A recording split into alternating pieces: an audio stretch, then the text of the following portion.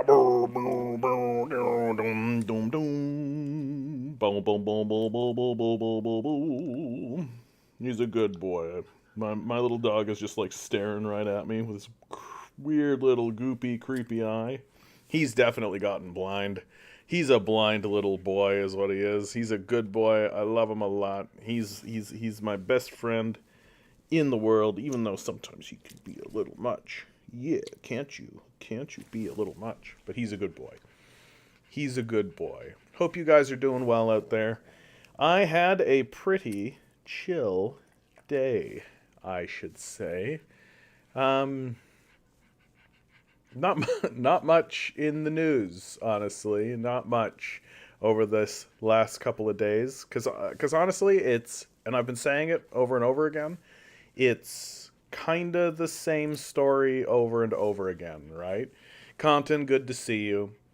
And what are they? We should all know them off by heart by now, right? It's how are the Americans fucking up the world?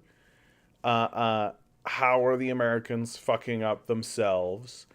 And how is the planet going to fuck us up?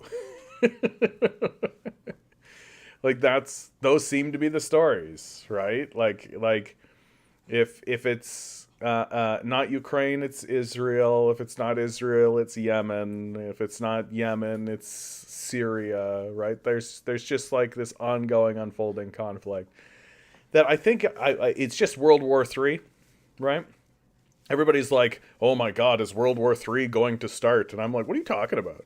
World War III has been happening for a while now, right? I would think that uh, uh, I would think that you could look at the invasion of Iraq as like definitely a starting point. Yeah, dragon fruit. Yep. The weather outside has been insane. It's way too nice out right now. Yep. Suspiciously beautiful. That's the language that I use. Anytime I talk to anybody, and I'm no longer abashed about it. I mean, I no longer get all like smarmy or anything, right? Somebody's like, "Wow, beautiful day." I go, "Yep, suspiciously beautiful." And their response usually says a lot, right? Because I just think that we're at a point now where like I'm not going to bullshit anymore. I'm not going to stand around and pretend. Like if somebody wants to live in this weird little denialist space and be a weird little creepy flat earther, right? Off you go. But the rest of us, I think, should be uh, uh, real, right? And that there's better ways to do it, right? And I think just saying, "Yep, suspiciously beautiful," is a solid, straightforward, very clear way that's not doesn't condemn anybody, doesn't get in anybody's face.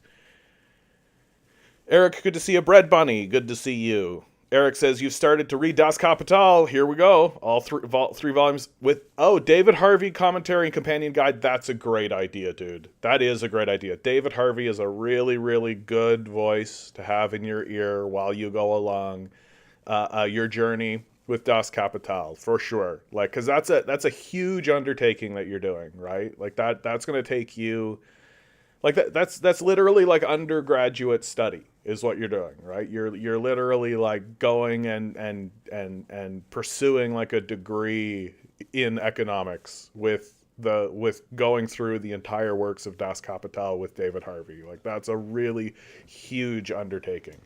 So it sounds to me like you're doing it right.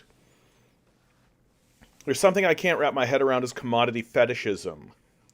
Uh, for me, what it seems it talks about are commodities that have no value, but people love to. Yeah, I mean, I think you've got it right. It's uh, uh, how to. You're making me open up my the dusty drawers of my knowledge on this, but I think it's more or less what you're talking about, right? Like one of the things that we fetishize in our society is money, right? We have fetishized money for sure. That like it's more important to have large sums of money than it is to have clean drinking water, right? Like it's more important for those sorts of things. Yeah, replacing societal relationships with economic ones. Like it's it's it's uh, it's giving more value to something than it's due, really.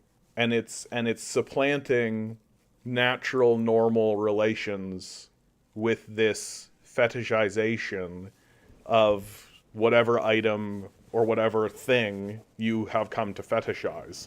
And that it's it is in many ways a tool for the capitalist class to use, right? Because if you can really entrance someone into believing that though you have a problem, like I'll give you kind of a mundane example, but or I guess controversial, I suppose. Like makeup, right? Like how do capitalists sell makeup? Well, you're really ugly. Look how ugly you are. If you want to stop being ugly, boy, do I have a product for you, right? Here's the product that'll stop you from being so ugly because you're ugly. Buy this. This is actual beauty. This is the real beauty, right? So exchange your labor to solve this problem that I'm creating to sell you a product that you probably don't really need, right? And if that expands into its highest form, right? If people are willing to, like, put lead paint on their face in order to be, now I'll be beautiful, right? And you have cancer. So these sorts of ideas, these kinds of ideas of supplanting what is real for like an idealized ideological perspective of what should be, right? It's Would you say that buying video games would be commodity fetishism? No.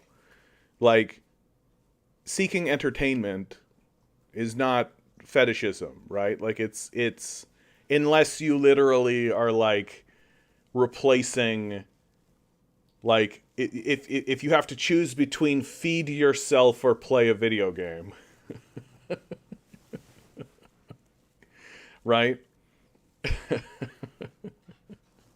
It's about increasing the value beyond its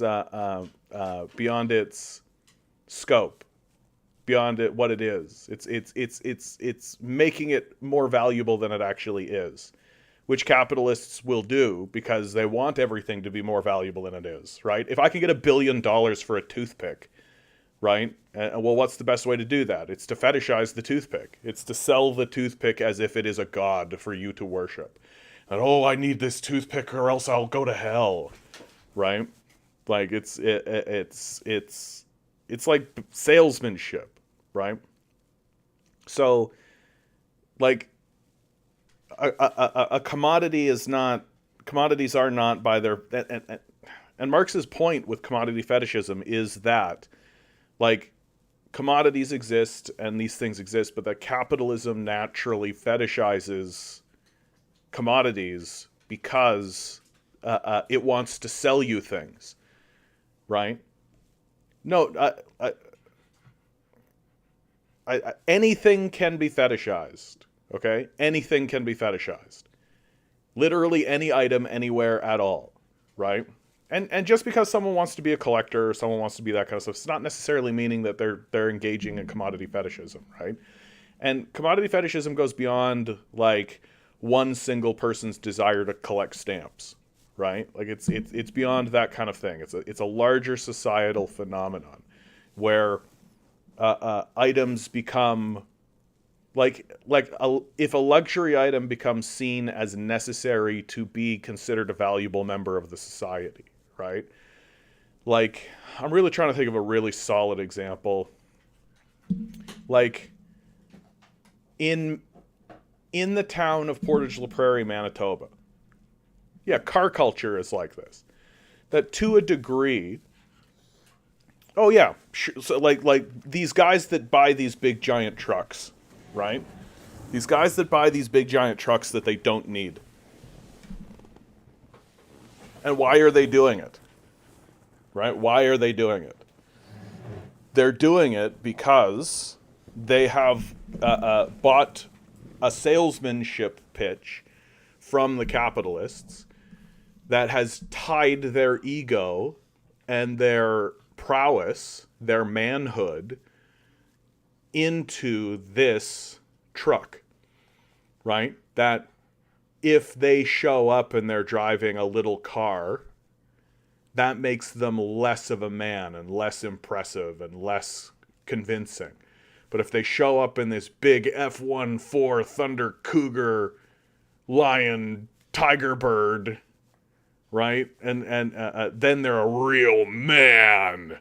You want to be a real man? You want people to respect you as a man? Then you need a truck that's bigger than a World War II tank, right? It's utterly unnecessary. It's totally pointless, right? They don't use it as a truck. They use it to like drive around town. So it's strictly a status symbol.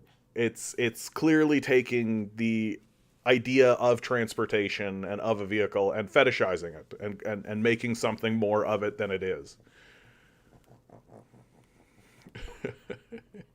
Two trucks having sex. My muscles involuntarily flex. Two trucks having sex. Yeah. What about how, yeah, diamonds are deliberately made scarce, and then society say we need a diamond ring for a couple's wedding? Yeah. Now you're getting it, right? Like it's tying commodities or creating markets by tying them into, it's creating wants, right? It's creating desires. It's creating markets where no market needs to really exist. And the diamond market's an interesting one to discuss in that term, because like a diamond is literally just a shiny rock, right? You cut it, it looks pretty, right? You can do, but then also to tie it into like a wedding ring, to tie it into that kind of thing and say, oh well, you need to express your true love. Do you not love your wife? Right? Like that kind of thing. And the commodity becomes more important than the vow, right? And the icon, the picture, the commodity becomes more important than the act itself and becomes more meaningful, or sort of supplants it, or at least deflates it, right? That if you ask someone to marry you and you don't have this commodity, then somehow that means you love them less, right? That you don't, that the person is, that the commodity is what matters, not the relationship between the two people, none of that. It's the commodity that matters. And that's an interesting one to bring up, because the diamond market fell apart because a generation just stopped fetishizing it. They stopped buying in. First of all, they recognized and realized, like, oh, you guys are making these things scarce on purpose. You've got billions of diamonds. There's actually more diamonds than there are cubic zirconias, right? The fake diamond, right? The fake diamond that everybody buys on the cheap in order to make it look like a diamond there's actually less of them than there are diamonds. Well, why are diamonds so expensive? Because we've got them in a vault, and we only release one a year, right? So they've created scarcity in the market. That was one thing that made people go, oh, so this is a false market. You've created a false scarcity. So and then also like blood diamonds, right? That whole thing came through the society, and that really put a dark kind of blanket over people's perspective. Like, I am giving my soon-to-be wife a diamond that's like drenched in African blood, literally mined by children, and I'm like, I love you. Like, it makes it creepier, makes it stranger, right?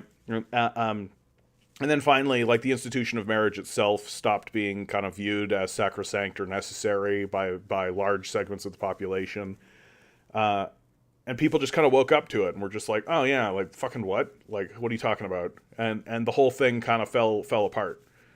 And so the diamond market kind of fell apart because people were like, oh, This scam that we're running, this commodity fetishist scam, is no longer working. Do I have a source that shows this? I mean, I'm sure that you can look up the collapse of the diamond market. Like, I remember reading all about it, right? The collapse of the diamond market. Like, I'm positive that you can find information on this, because it's like, this is it was like a major story when it was happening, and I remember very shortly thereafter. Yeah.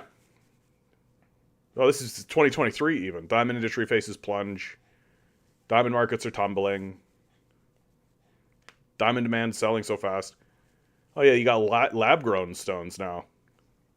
Diamonds price fall 18%. De Beer warns diamond recovery will be slow. And this is recent news. And you can see over here, right? Like, here's an image right here. Like, why did the price go up in 2011? That's interesting. 2011, it went right up. Look at that. Look where it used to be, though. Pre-2011, and it just went sky high. I wonder what caused that to occur. In any case. So yeah, this information's out there. It's just so yeah, that's what commodity fetishism is all about. It's selling a product to people by elevating it above its position, elevating it beyond what it is and what it is useful for, right? And you do that by adhering it to people's social status, making it something that you can't live without, right? When, yeah, you can, pretty obviously. And I think the thing that's most important is that capitalism does this naturally. That it's natural within the system of capital for salesmen to want to oversell an item, right? Know what my grandfather said before he kicked the bucket? I do not. I do not. He asked, how far do you think I can kick this bucket? June, come on. Come on. Come on. They say the ceasefire was vetoed by a black woman. Really makes you feel like you're part of history. Yeah, so the Americans are famously vetoing UN resolutions, and the woman who's responsible for doing it is a black woman, right? Wow, diverse imperialism, right? Really putting rainbows on the missiles that we're shooting at these people. Oh yeah, like. Meanwhile, who are the world's richest people in 2024? Bernard Arnault family, Elon Musk, Jeff Bezos, Mark Zuckerberg, right? This guy, Bernard Arnault, I know nothing about this guy, right? Like, I took a look at this and I was like, who is this guy? What are you talking about? It's amazing how suddenly these people can appear on this list. Warren Buffett, Bill Gates, the classics. The one I want to point out, no matter how hard he tries, he's still making these lists. David Thompson family, $62 billion, top 10 in media. The David Thompson family, when it comes to media, has more money than Rupert Murdoch by a lot. By like a significant amount. Resist, how you doing? He owns luxury houses or something like that. Who's he there? I mean, everybody owns. Bread Bunny, I find myself very lethargic. Yeah, I respect that. I respect that. Self-reserved and apathetic lately. It seems like I'm depressed physically. It comes between a society submissive and loyal to not Z's, a system of death that can't be stopped, and everyone's who's not Z being traumatized but incapable of understanding trauma and their own emotions. I've given up on everyone. There's too much. I've checked out. So Bread Bunny, I want to take your negative and turn it into a positive, because fundamentally we should be checking out, right? But we shouldn't be checking out of existence, right? We shouldn't be checking out of reality. We should be checking out of the system of capital. So straight up, we should be disengaging from the system of capital as much as we can, and as much as we are permitted to do so, right? We still have rent to pay to our lords, right? We're still serfs, so we still have to produce on behalf of the cult as much as we can get wages for. Like, we're still wage slaves, right? Like, we're still in that position, and there's no getting out of it. That's the position that we're in. But it's about engaging with it as little as possible. Not really listening to anything the death cult has to say anymore, right? Because all it has left is shame and insults, right? And I see. I'll get to you in a minute. I see Jehovah Sanctus Unus. What a name. But it's about what we need to be doing is building parallel systems, right? Building parallel systems. And the way to build parallel systems is to begin gathering people around you on a local level who feel the way that you feel, right? Who see the world the way that you see the world. And to begin gathering those people around, not necessarily. I just recently had a conversation with somebody who is actually doing this, who's getting people together and gathering and organizing those people together, but they felt bad because it didn't seem like any of the people who were getting together wanted to do political action or mobilize or do anything protest-wise or anything like that. And I just said, you don't need to do that. You don't need to put that on these people. Gathering people together and just having those people together who are of a like mind is already really powerful. It's already really powerful to get together with people who are of a like mind. That it's an extension of what you're doing now, right? You are here to listen to me talk about how the system is collapsed and in decay, right? That it's not going to recover, right? That the system has already collapsed and we are now dealing with its corpse, right? We are now dealing with its corpse. And so it's about finding the people within the fallen structure who understand that and who understand the reasons why it fell apart and gathering with those people. And in so doing, building systems of mutual aid. And I think that people come here because they don't see that around themselves, or they don't know how to create that around themselves. And so they're reaching out and finding people who feel the same way out in the world somewhere. So you might be on the East Coast looking around at your neighbors who are all still conservative liberal brains, being like, I don't see the world this way anymore. Things have changed. And you're reaching out into the world and you're into the internet, into the wider world, and you're finding disparate voices like mine, right?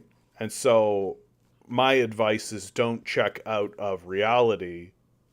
Keep striving to build, take the energy that you get from coming here and try to manifest it into your local reality.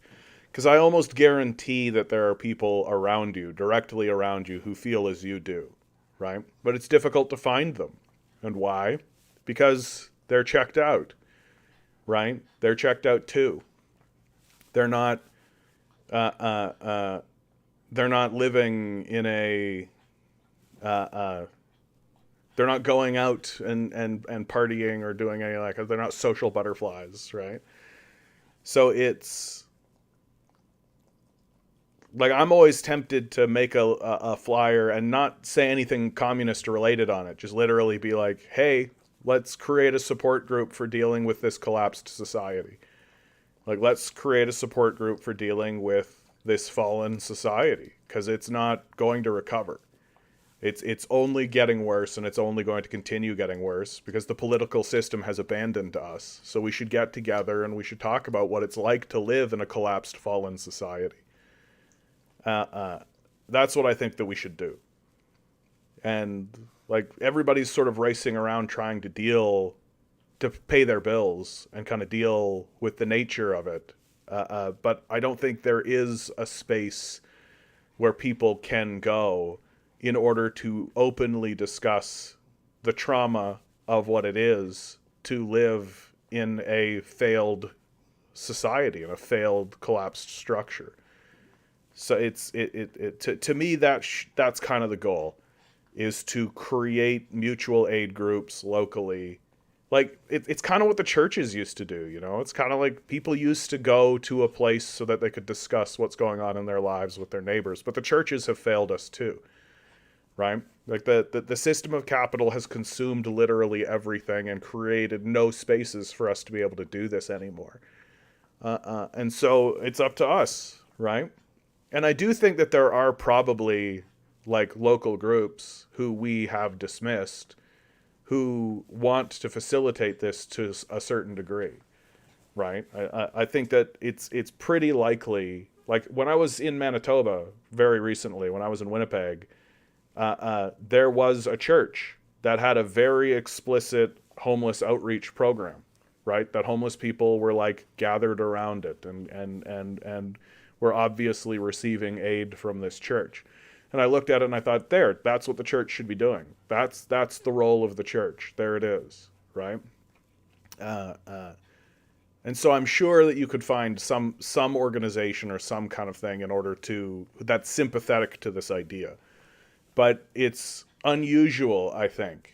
Like, people have not really glommed on to the reality, to the true reality that the society has collapsed. That the decomposition of the corpse has only just begun. And there are still people who live within the corpse that think it's still alive. That's the analogy that I give for our society, right? That it's a corpse. It's dead. It's been dead for a while now. And there are those of us that understand that it's dead, but don't have the temerity to articulate it. There are those of us who understand that it's dead and have the temerity to articulate it. Hello, how are you doing? And then there are those of us that think it's still alive. And then there's those of us that think it's dying, right? There's those of us that think it's in decline, and it's not in decline, right? It's decomposing. It's already dead. So now it's our job as the people inside the corpse, as the entities inside the corpse, to harvest from the corpse that which can be salvaged, to find other creatures and other beings within the corpse who understand that it is dead, and in order to connect with them, and in so doing, taking the energy of this decomposing corpse, and breathing life and revitalizing and creating a new form, so that, like the phoenix, we rise from the ashes. That kind of idea, right? This idea of and we actually have a really beautiful opportunity culturally here. A beautiful opportunity culturally here, which is actually articulated, not to get crazy religious or anything like this, but it is articulated in Christian doctrine, right? Like, we have the ability in this moment at this time to resurrect ideas, to resurrect concepts, and that the original intent of things like help the poor, take care of the poor and the meek, take care of people who need help, create mutual aid systems, give your money to the poor on a systemic level. We have the opportunity now to resurrect this idea. And through that resurrection, we have the ability to create a new life and create a a new body for us to move forward in the world in a way that is alive and supports life, as opposed to where we are now, which is a group of necromancers harvesting a corpse, like mushrooms. Like we're just consuming a dead system at this point. And so I don't think that we should view that as bleak. I don't think that we should live in despair over it. I don't think that we should spend any amount of time outside of just the basic, your own mental health. You do what you need to do for yourself, of course, but we shouldn't spend too much time wallowing in the grief of, oh, well, it could have been, lamenting the loss and any of that, right? We should grieve and move on and get to the task at hand. And the task at hand is to bury this corpse, and is to get what we can from the corpse and to rebuild and rebirth a new life. Because this corpse is gone. Right? It's and I don't think that we should talk about it any other way. Like this is a dead system, and it can't be recovered. Like, just there's no way to resuscitate a dead, decomposed body. You walk into a room, dead 5 days. I don't care what your skill set is, right? That thing's not coming back. That's where we are. We just happen to be inside of it. Clunker John asking me to play a song. Anything you have in mind, mate? Any specific ask? I will. Here, let me get myself set up. Here, before I do that. Oh yeah, Bread Bunny, anytime. I wanted to be proactive, but it feels like there's absolutely no hope in anything local. Like, don't underestimate small acts, okay? Every tiny little bit helps. Everything. Oh, Antarctica. Yeah, for sure, bud. And then I'm going to talk to you, okay? I promise. But somebody's asking for... I request 2020? Oh, is that This Year Sucks? Oh my god, I haven't played that song in forever, dude. Hold on. I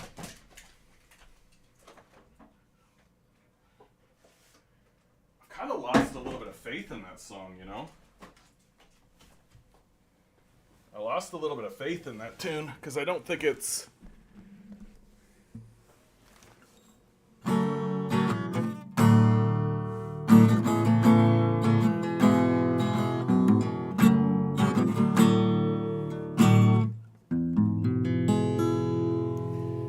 Oh, goodness.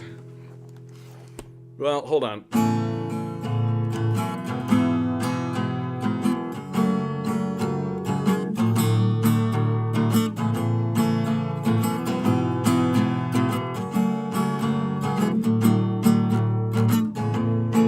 Got asked a question by my niece who's 5 years old. What's the world gonna be like when I'm grown?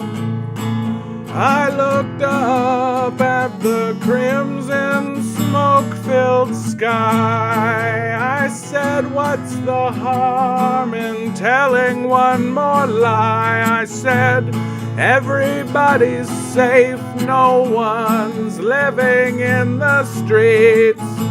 You never need to worry if you're gonna get to eat. And Antarctica is covered in ice.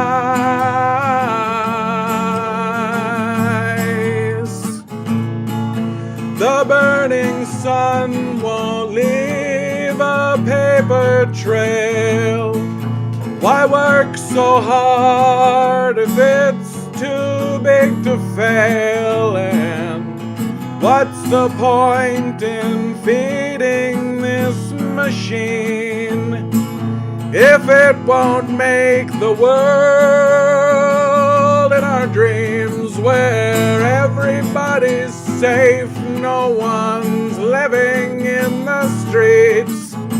You never need to worry if you're gonna get to eat, and Antarctica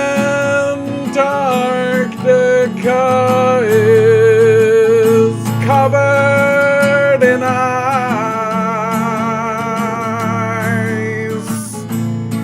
And I know one day my maker I will meet, when death's sweet kiss comes to sweep me off my feet.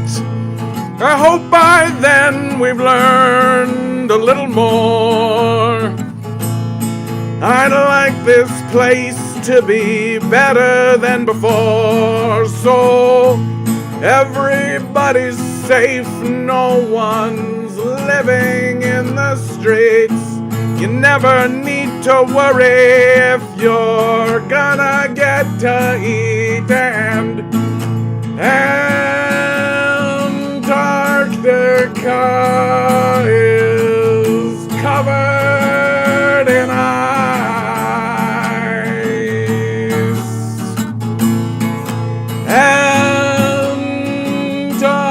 Antarctica is covered in ice.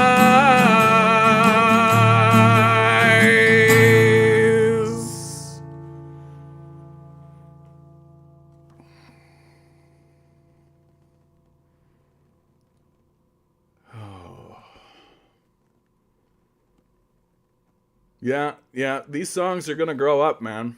These songs are gonna grow up. I can feel it. You know, every single time I sing that song, it does remind me, you know? Like, the earth is gonna be completely and totally fine. Thank you, guys. I appreciate that.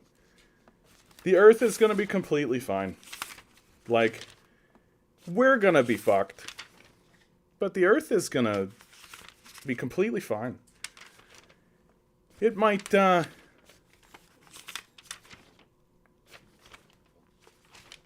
it might cause us some problems. But I mean, we're causing it problems. Oh, come on now. Oh yeah, that one.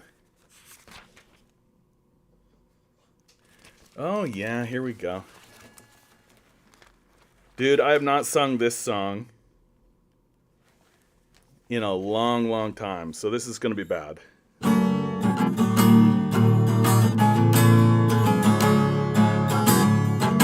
And it also doesn't help that my guitar's a little bit out of tune. Oh well.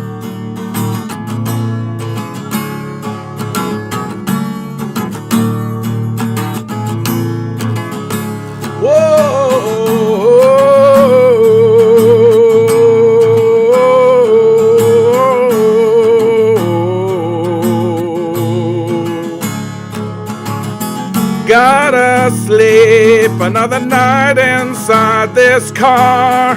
Okay, hold on. Sorry. Nope. It does need to be higher. It says right on my page, Capo 3. And I was like, I can play it without the capo. And guess what? I can't. It's gotta be, it's gotta be on the capo. On the capo. So sorry, everybody. A start and a stop. This is what you get for requesting songs.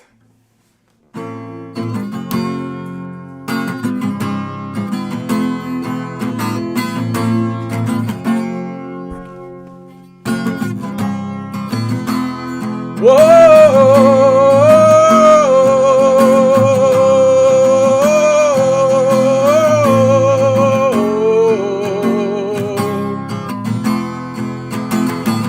Gotta sleep another night inside this car. The wage they pay me with don't get me very far. The chains that hold me break me down and they don't scar. Can't even drink away my blues inside.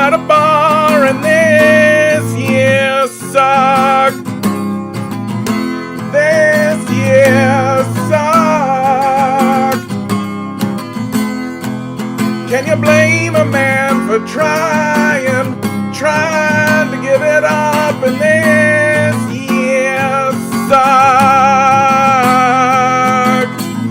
Another day won't help that pain inside your back. The days get harder, but it's too hard to keep track. Keep you tired before your soul opens a crack. God don't care what monkeys think about the facts, and this year sucks. And this year sucks. Can you blame a man for trying to give it up? And this year sucks. So sit atop your pile of bones and bloody gold, and human sacrifice don't stop you being old. At least you'll die before the bomb you said explodes. They're gonna burn to death while doing what we're told, and this year sucks. And this year sucks. Can you blame a man for trying to give it up? And this year sucks. It burns down anyway. It burns down anyway. It burns down anyway. It burns down anyway.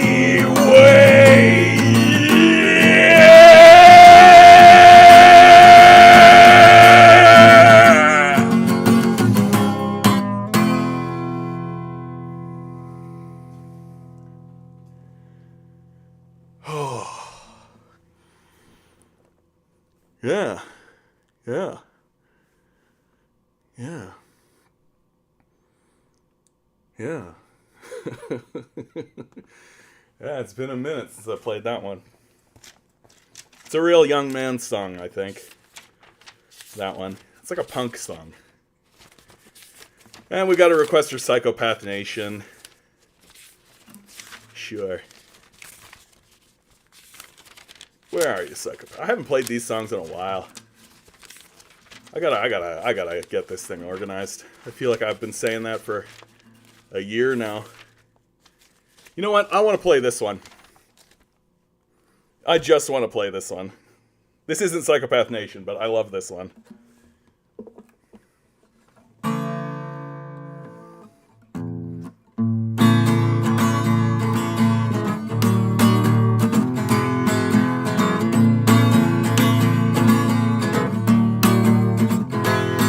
This place is bubbling over, your money you can keep. Rather while away my days, dying in the street, than spend another moment sucking up to you. You can take this job, put it up your ass, and this is what you'll do. Get fucked. Get fucked. I didn't want this goddamn job anyway. Get fucked. Get fucked. You fucked around and found out. Go away. Just go and get a job that doesn't pay the rent. Go get an education and drown in all your debt. The billionaires don't give a damn how hard they're screwing you.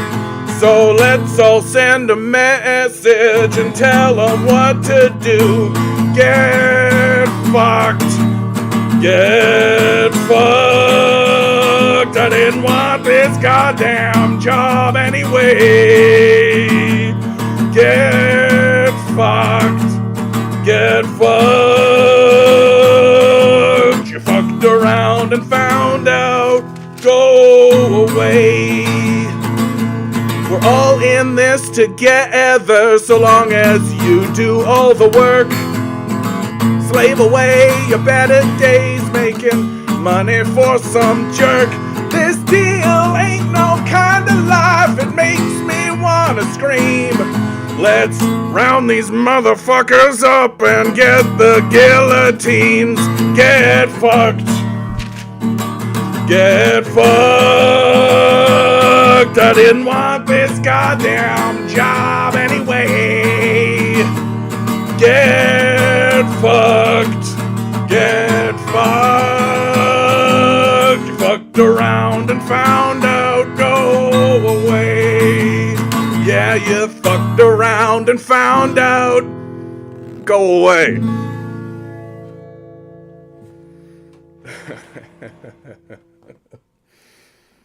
John, would you be willing to share your sheet music for a few of your songs? I mean, like, yeah, they're easy. You know what I mean? Like, I feel like any musician out there could figure this stuff out. Like CFG, you know, like. Okay.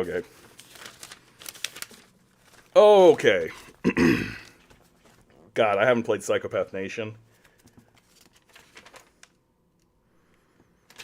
I actually really hate I shouldn't say hate. I'm not satisfied with the third course of this. I'm not satisfied with it. I'll play it, but I'm just not satisfied with it.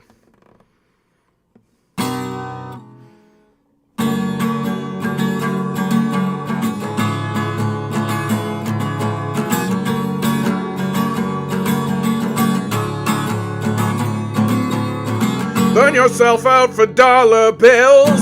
Kill your children for a few cheap thrills. You got a problem? Well, that's too bad. You're too tired to see you've been had. Workers starve while we drop bombs. No such thing as right or wrong. We'll call you lazy while you work to death. You gotta earn yourself a moment of rest. And I won't work for a psychopath nation. No, I won't work for a psychopath nation. Burn those corpses so you can speed. Buy that garbage you don't need. We'll play the victim while you lose your grip. Why won't they work in the apocalypse and retreat into your stupid lies? Act confused while your children cry. We promise change but act the same and gaslight and deflect. Take no blame, and I won't work for a psychopath nation. No, I won't work for a psychopath nation. As we collapse into the devil's lap, as we watch the world burn to ash, you'll whine like bitches on your way to the grave. Why won't those serfs just behave? You fucking vampires, demons, and ghouls. We're done with being treated like fools. The curse is lifted, we're free from your spell. Keep on crying while you burn in hell, 'cause we won't work for a psychopath nation. No, we won't work for a psychopath nation. No, we won't work for a psychopath nation.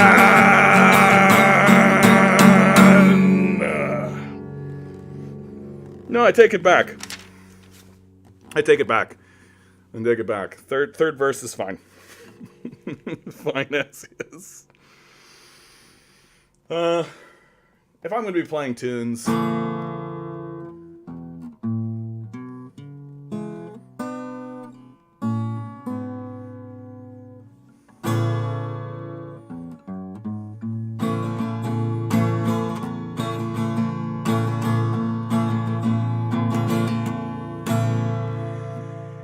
these times they are uncertain, of that there is no doubt, and nobody can tell me quite what it's all about.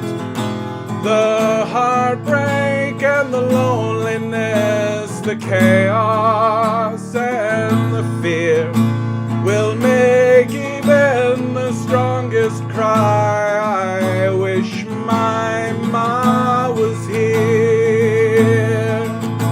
A young man on a battlefield fighting fights for a rich man's gold. The bullet cracks into his spine. He knows he won't grow. And as the tears come streaming down, and once his mind goes clear, the war was fought for nothing, he cries, I wish my ma was here. A lively story well in hand, a joke to soothe your soul.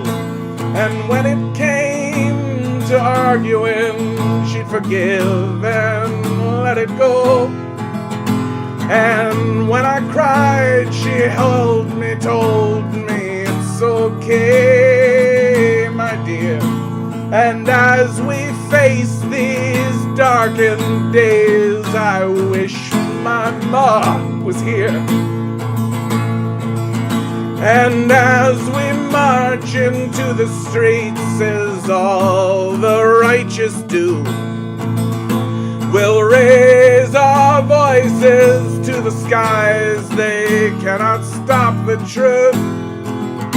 And as we tear their structures down, we'll raise a victory cheer. We made the world a better place, and I wish my ma was here. Yeah, we made the world a better place. I wish my ma was here.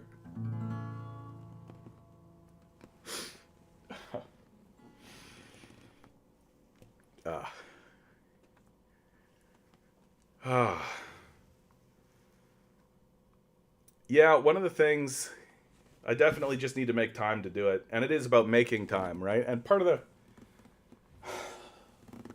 the issue, I don't know, maybe this is oversharing, I guess, but I've definitely been feeling, I think this is such a millennial thing. I think that we have we have a real, what is that called? Where we feel like we're a phony. We feel like we're fake. Imposter syndrome, I think, is what people call it. Imposter syndrome. Just recently, especially, I've been feeling it. I've been feeling the imposter syndrome. I've been feeling like I'm, like who am I? Who am I? Why do I feel like I should be listened to? And why do I feel like these songs are important? And why do I feel that way? And it's you get that kind of feeling. And every single time I kind of feel like I should record these songs and put a video to them or something, because that's really what I would like to do. I'd like to record them, and then I'd like to put video to them. And I feel like in this AI world, it's easier than ever. Right? It's easier than ever. And this happens to me all the time, where I start a project or I start something, and then I just kind of get into a place where I'm like, this is dumb. This is dumb, and I kind of abandon it. I've got so many like first verses and so many first things written, and I just kind of lose faith in it. And like the truth, and this is sort of like, this is something for me, this is my own personal thing. Like, a big reason why a lot of these songs got written is because I was drunk when I wrote them. Right? Straight up. I just didn't have the ability to feel stupid. That's it. I just didn't have the ability to be stupid. And for a long time, that's the reason why I was drinking. Because I felt like I could get things done. I felt like I could get things done. And I've stopped drinking, but I feel like now it's about finding a way to be okay with that feeling. It's not about not feeling the feeling, right? I think that's where the struggle is going to be for me, is that it's not about not feeling that feeling. It's about feeling that feeling and being okay with it. And saying, okay, be stupid then. Like, be stupid. Like, it's fine to be stupid. And because there is actually kind of something stupid about it. Like, it's stupid to pick up an instrument and pour your heart and your thoughts and your feelings out into the universe this way and into the world this way. You make yourself very vulnerable. You make yourself very, very, very vulnerable. And it's not really a survival strategy, you know. You're drawing attention to yourself and making big. I'm drawing attention to myself and making big proclamations about the nature of reality and making enemies, right? Like, in a very base kind of survivalistic mindset, it doesn't make anything. It doesn't make any fucking sense. But I don't live in a base survivalist mindset, right? I don't live in order to just survive and to just scrape through. You know, I'm not just trying to plug on. You know, I'm not here to just work in a cubicle and live a life and bump along, right? I know that I'm connected to something much grander, right? I know that I'm connected to something much grander and something much bigger, and that my life is just one little dot in the picture that we exist in and where we are. And I'm gonna keep trying to do my best with the time that I've got. And what I do need to do, for sure, is just sit down and record some of this stuff, right? And just record it, like, with the equipment I have, and don't worry about it, and just put it on the mic and put it in my ear and just get it done. Yeah. One of the things that, of course, is a real pain in the ass is that for whatever reason my computer's headphone ports just decided to die on me. So anytime I sit down and try to do any recording, it's like, oh, can't do it because I don't have any ability to have a headphone. So I've got to go get that repaired. And it's just about doing it, you know. That's all. It's just about prioritizing it. It's about doing it. And I'm just just cut those live takes. Shit is dope, already recorded. Yeah. I mean, that's very polite. That's very kind of you to say, Resist. But I feel like one of the things that people need to think about, like, you guys are allies. Like, you already like me. You already kind of know me a little bit, and you already like me, and so you're willing to tolerate certain aspects and certain things. And I think that you got to take a look at what I'm producing like a stranger. And I don't think that a stranger would accept a raw cut, if you understand.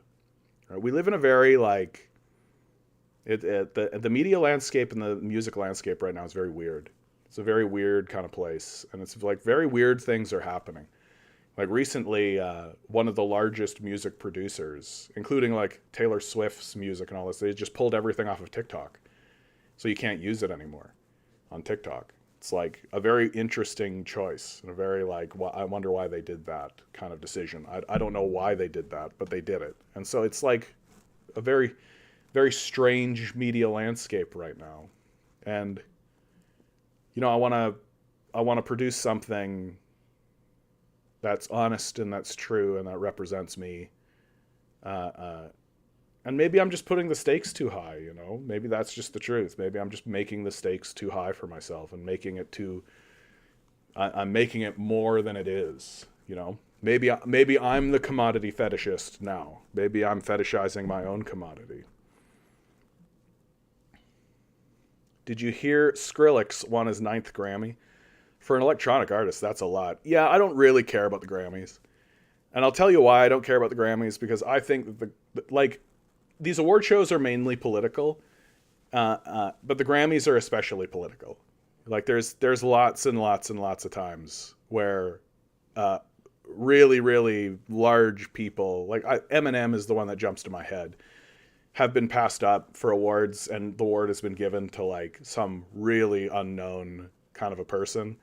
Like, Eminem famously won't go to the Grammys anymore over it. He's just like, look, I don't mind if I show up and I lose to something real. But if you're just going to give it to some nephew of some guy who you like because you made a deal in the back room, like, forget it. I'm not going to show up. I don't care. Like, and so, like, all of these award shows are inherently political, but sometimes they get too obvious. Like the Oscars a while back had like a real it was the year that Halle Berry won for the movie Monster. I think it was Monster that she won for.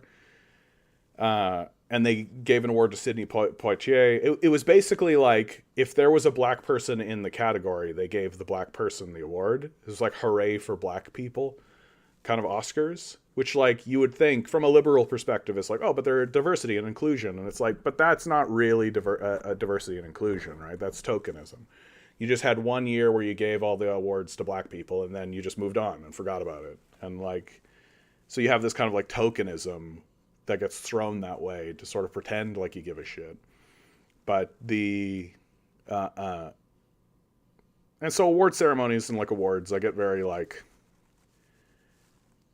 and I feel like the best thing I've ever seen at any award show was Ricky Gervais, right? Like Ricky Gervais, like literally ripping apart Hollywood. That's probably the best thing. When he said he made a joke about Jeffrey Epstein and everybody went, oh, and he said, look, I know he's your friend. That was the best thing that's ever been said at any award show ever.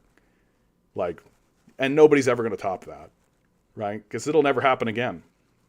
And nobody like Ricky Gervais will be given the opportunity to stand in front of his peers and rip them for being pedophiles. Like, that's not going to happen.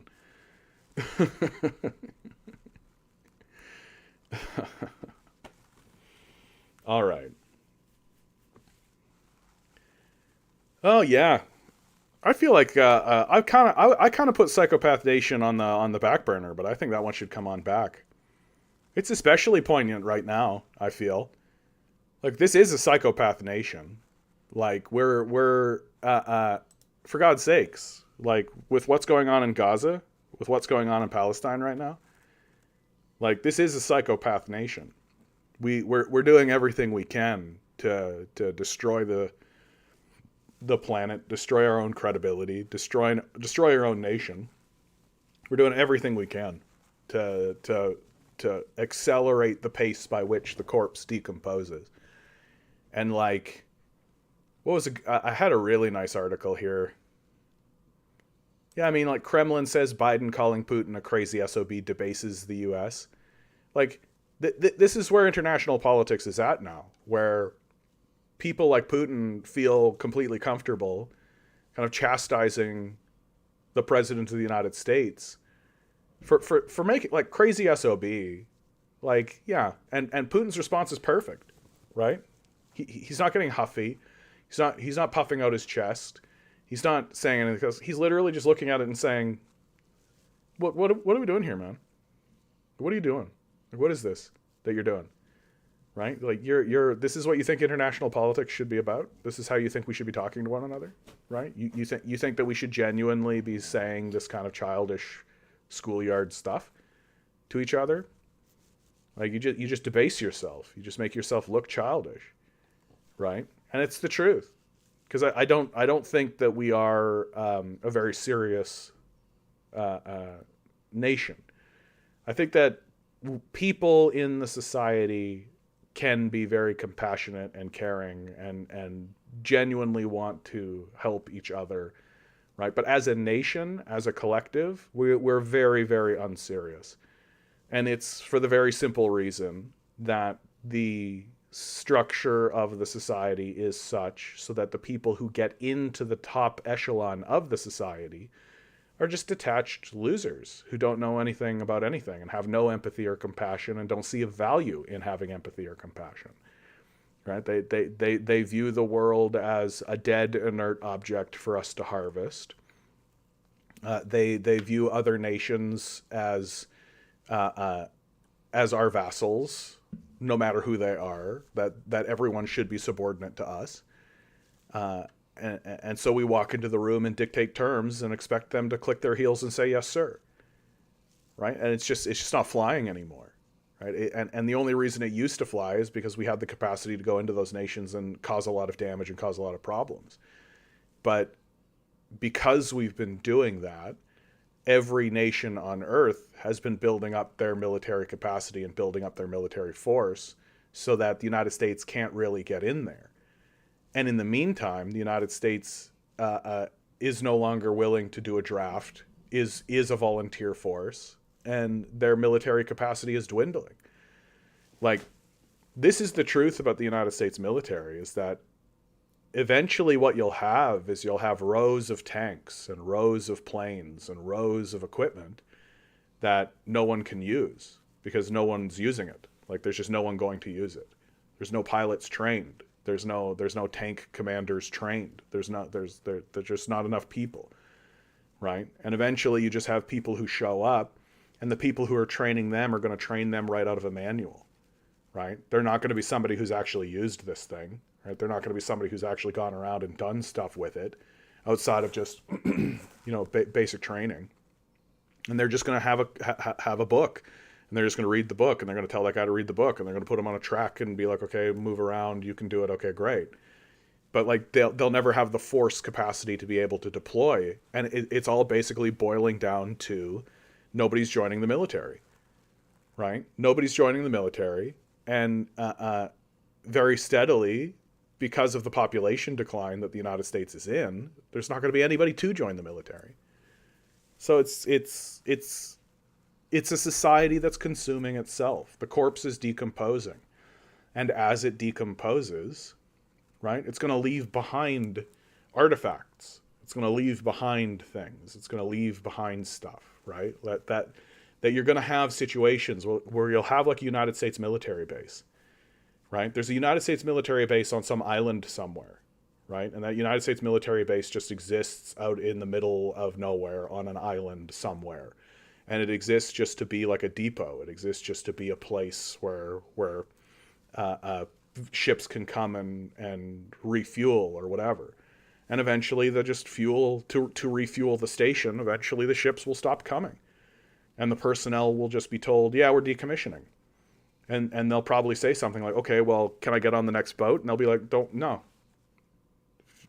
Like, they'll literally be abandoned. They'll just be left behind.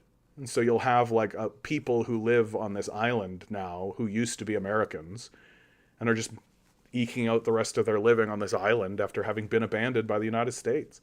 And nobody will come by and nobody gives a shit about them. Right? And how do I know that's what they'll do? Because that's what the Americans have always done to everyone ever, forever, in all of its history. Since the beginning of time, it's what it's done. It's what it did in Vietnam, Laos, and Cambodia. It's what it did in Afghanistan very recently. Right? The United States just up and leaves. And that's what's going to happen to all of these military bases. And so you're going to have these artifacts. You're going to have these edifices. You're going to have these ancient, old, oh yeah, that used to be a military base, but it's just nobody uses it. It's just there now. It's all rusted and busted apart, and it's loaded with ammunition and shit, and just sits there, right? And this is going to become, and from this, right, you'll have like a new like age of piracy start, right? You'll have like people will be like abandoned, and they'll be like, well, we've got a boat and we've got guns, so why don't we start re-kicking off a new age of piracy in this island system? And that'll just be a problem for the Chinese to deal with, or the Philippines, or whoever, right? Like, it'll just be their problem.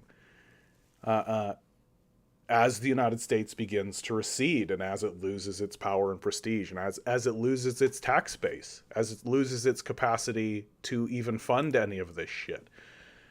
Because the United States has fundamentally misunderstood where power actually resides in a very real sense, right? Power resides in the ability to create things and manufacture. Power exists in the people first. Kevin, good to see you.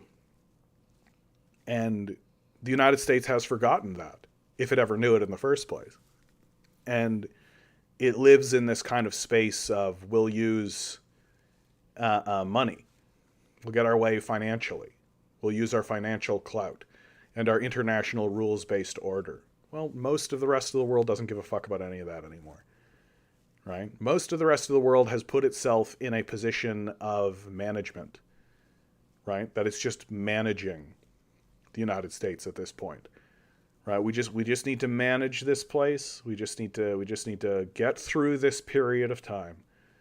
Like, if I'm a Chinese historian, if I'm somebody who knows the history of China and understands how empires decline and understands how this goes, my entire position would be, we got to wait these guys out. We got to wait these guys out. Like, the United States is its worst enemy. It will decline, and it'll decline rapidly. It will begin to break apart. And eventually, we will just be able to move through the world and in the world without this really negative force constantly nipping at us, right? But right now, we just need to wait them out. So we just need to be friendly, be diplomatic, be accommodating, don't be confrontational, right? Still stand for your principles, but no need to no need to have like a Cuban Missile Crisis.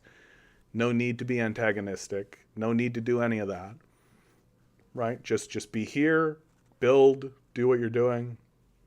Constantly send out the message that, no, we're really interested in trading. We like trading. We want to trade with the Americans. We're trying to do win-win diplomacy. We want you to succeed. Of course we want you to succeed, and we want us both to succeed simultaneously together, right? Constantly send that message out. Be stable. Be stable. Don't make brash decisions. Decide to capitulate if things will lead to conflict. No need. Yeah, but it is like, resist. It's true, right? Evil Chinese plan to supersede America revealed. Sit back and watch. Yeah. Don't interrupt your opponent when he's making a mistake, right? Don't interrupt your opponent when he's making a mistake. Like, I feel like Westerners have really misunderestimated, right? Have really underestimated and misunderstood the Chinese. I think we've really underestimated these guys in like a big way, and it's getting obvious now, and it's just going to be like incredibly obvious going into the future. Like, it's, I don't think that there is, like, if we tried to play catch up now, I don't think we can catch them anymore. Like, I think if we actually said, oh shit, we've got to tax all these billionaires, and we gotta start building an infrastructure system, a high-speed rail system. We've got to start actually funneling money into this stuff. We should probably have a space program that's government funded. We should probably have all of this stuff in this infrastructure and all this kind of stuff. We should probably have research done by the United States government and not privatized. We should probably have all this kind of stuff. And if we put that all together, we would still be decades behind these guys, right? Nothing more evil than sitting back and watching. Well, it's only evil if you do this, right? It's only evil if you go like this, right? Steeple your fingers and go,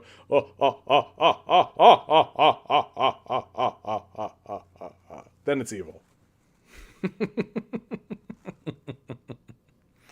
Then it's evil. Yeah, trans women are forced to register for selective service under Biden. Yep. No, they've been passing a lot of legislation that indicates the United States is preparing for a draft. They've been doing a lot of that.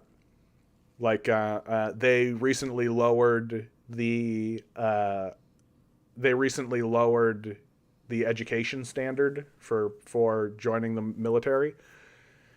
You only need a high school degree now. It used to be that to be part of the military, you needed to have some kind of diploma. Or is it the military or is it the Marines? In any case, they're lowering the education standards in the military, so more people can apply to be part of the military. But the truth is, like, the younger generation sees the military in the United States for what it is, right? Which is a Nazi force. That's what the United States military is.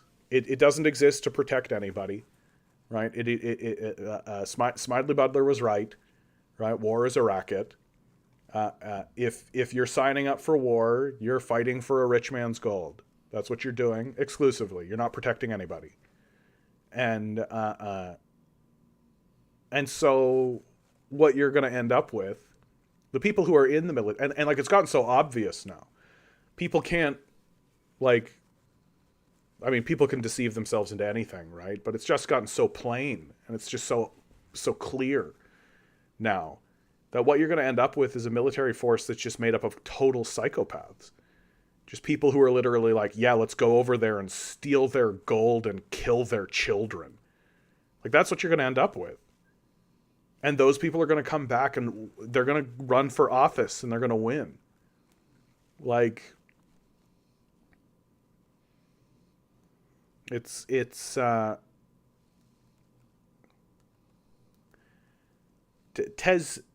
Tess Dawes from Twitch. A lot of European countries are changing draft legislation as well lately. Yeah. I mean, the system of capital really, it doesn't know how to solve its problems, right? It doesn't understand and it doesn't know how to solve its problems. Like, I want to show you guys a clip that I saw. Not of this. Not of that. Where is it? There it is. Right? Yeah, let's take a look at this clip. Here, hold on. This is going to be too quiet. Quite a bewildering experience, to be honest. I mean, 1,500 private jets have flown in here to hear Sir David Attenborough speak about, how we're wrecking the planet. And I mean, I hear people talk in the language of participation and justice and equality and transparency. But then, I mean, almost no one raises the real issue of tax avoidance, right? And of the rich just not paying their fair share. I mean, it feels like I'm at a firefighters conference and no one's allowed to speak about water, right? One panel hidden away in the media center that was actually about tax avoidance. I was one of the 15 participants. So something needs to change here. I mean, 10 years ago, the World Economic Forum asked the question, what must industry do to prevent a broad social backlash? The answer is very simple. Just stop talking about philanthropy and start talking about taxes. Taxes. We need to, I mean, just 2 days ago, there was a billionaire in... Here's my favorite shot of this whole thing. Watch this woman right here. Watch the woman right here. Okay? Just take a look at her. Here, what's his name? Michael Dell. And he asked the question like, name me... You see it? Here, hold on. Ago, there was a billionaire in here, what's his name? Michael Dell. And he asked... See it? Right? Like, this, in my view, is the general opinion of places like the World Economic Forum, of the billionaire class, in regards to this subject of taxation. Right? like, when you get into the subject of, hey, maybe we should tax the wealth away from the psychopath class and distribute it meaningfully into the people, into the citizenry. Right? So the system of capital has no solutions because it's not willing to actually do the solution. Right? Like, as this fellow points out, right? He feels like he's at a fighters convention and you're not allowed to talk about water. Right? And so capital needs to grab hold of solutions that are not solutions. It needs to find alternative ways, because if it doesn't maintain power for capitalists, then it's not acceptable. It's not an acceptable thing to do. So what are solutions that capital is constantly looking for? Solutions that capital is constantly looking for is, well, if you have a lot of opponents, right, kill those opponents. Well, what would be a good way to kill opponents? Well, you could draft them and send them to a pointless war to die for nothing, right? There's a good way to destroy an entire generation of kids and make sure that you have maintain your power for a little bit longer. Right? A draft would do that. And I mean, the United States has pretty large scale plans on the table. one of the big reasons, if you ask me, why this Gaza genocide is happening and why they're clearing out the Gaza Strip is so that they can actually get this canal done. That they've had this on the table for some time now. And the reason why they have not been able to build this canal system for a while is because the Gazans were in the way, right? That the Gazans would interrupt it, that the Gazans would cause a problem. Well, get rid of the Gazans, and you can start building this canal. What this canal system is, the idea behind this canal system is to literally build a trench from the Mediterranean Sea to the Jordan River, so that you can circumvent the Suez Canal, right? And that puts an international trade route, right, a Western trade route, through Western territory, Israeli territory, right? That means that if the Suez Canal gets blocked, and what it really means is that the United States can then blow up the Suez Canal, which is what their plan ultimately will be, is to blow up the Suez Canal, and then they will have international control of international trade, right? That's the goal here. It's a long-term plan. This is how capitalists think about this stuff, right? They think about things in terms of exploitation and domination. So how do we harm China? How do we create problems for China? Well, we destroy the Suez Canal, right? If you destroy the Suez Canal and have a canal for your own vessels in your own ship through your own territory with firm, hard red lines surrounding it saying, no, if you send boats through here, we consider that an act of war, right? Yeah, the Israeli Ben Gurion Canal was proposed. The reason why it's called the Ben Gurion Canal was proposed by the guy who basically started the first president of Israel, right? The first guy, who incidentally, lots of people have been pointing out, was very open about the project, right? We have quotes from this guy. I should have saved the video. I don't know why I didn't. We have quotes from this guy saying, yeah, our goal is to go in there and to take land away from Arabs. Like, he just said it outright, explicitly, with no like, yeah, the Arabs should be skeptical of us. Our goal is to take their land and to push them off their land. He was very upfront about it. In the same way that like Christopher Columbus was upfront about what it was he was doing, and George Washington was upfront about what it was he was doing, right? You just need to look at what these guys say, right? To see that they're genocidal maniacs, and they've always been genocidal maniacs. And so this canal was proposed by him, right? And of course, Western media has always been like, oh, what a conspiracy theory. Just conspiracy nuts do this. Well, you know what they're doing now? They're building a road through the Gaza Strip to split it.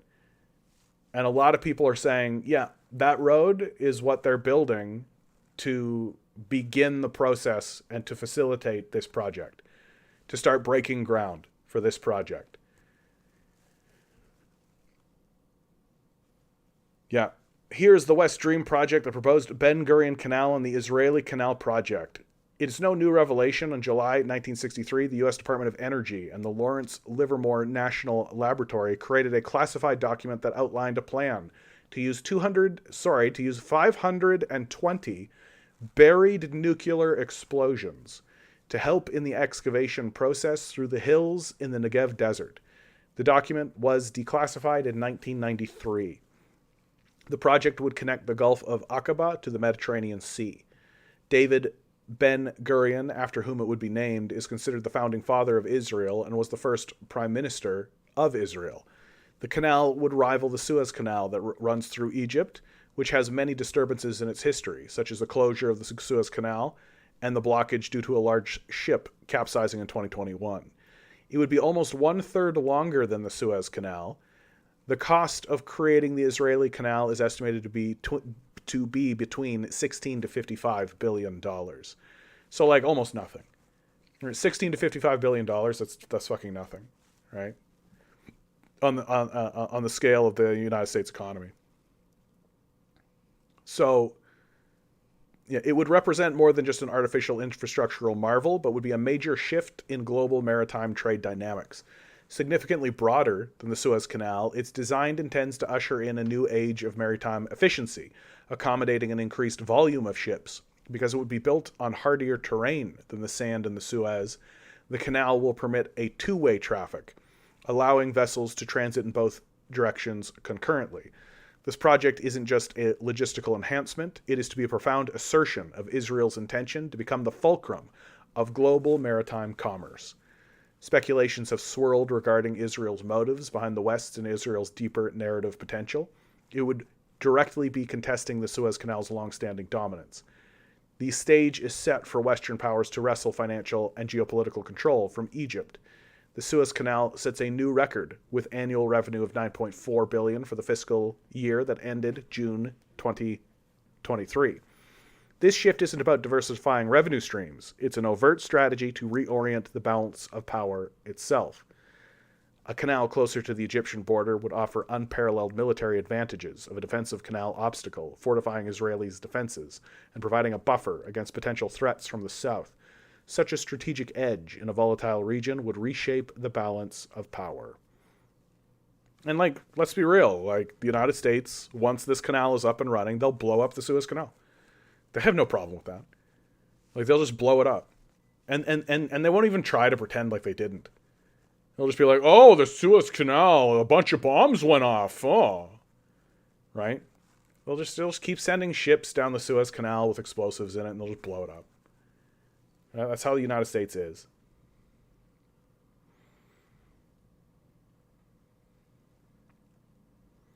Can the U.S. do that, though? Weaponize a canal? And would they not have done it with the Panama Canal? I don't know that I understand your connection with the Panama Canal. Like, there isn't an alternative to the Panama Canal. Like, what they want to do here is create an alternative and then destroy the competitor.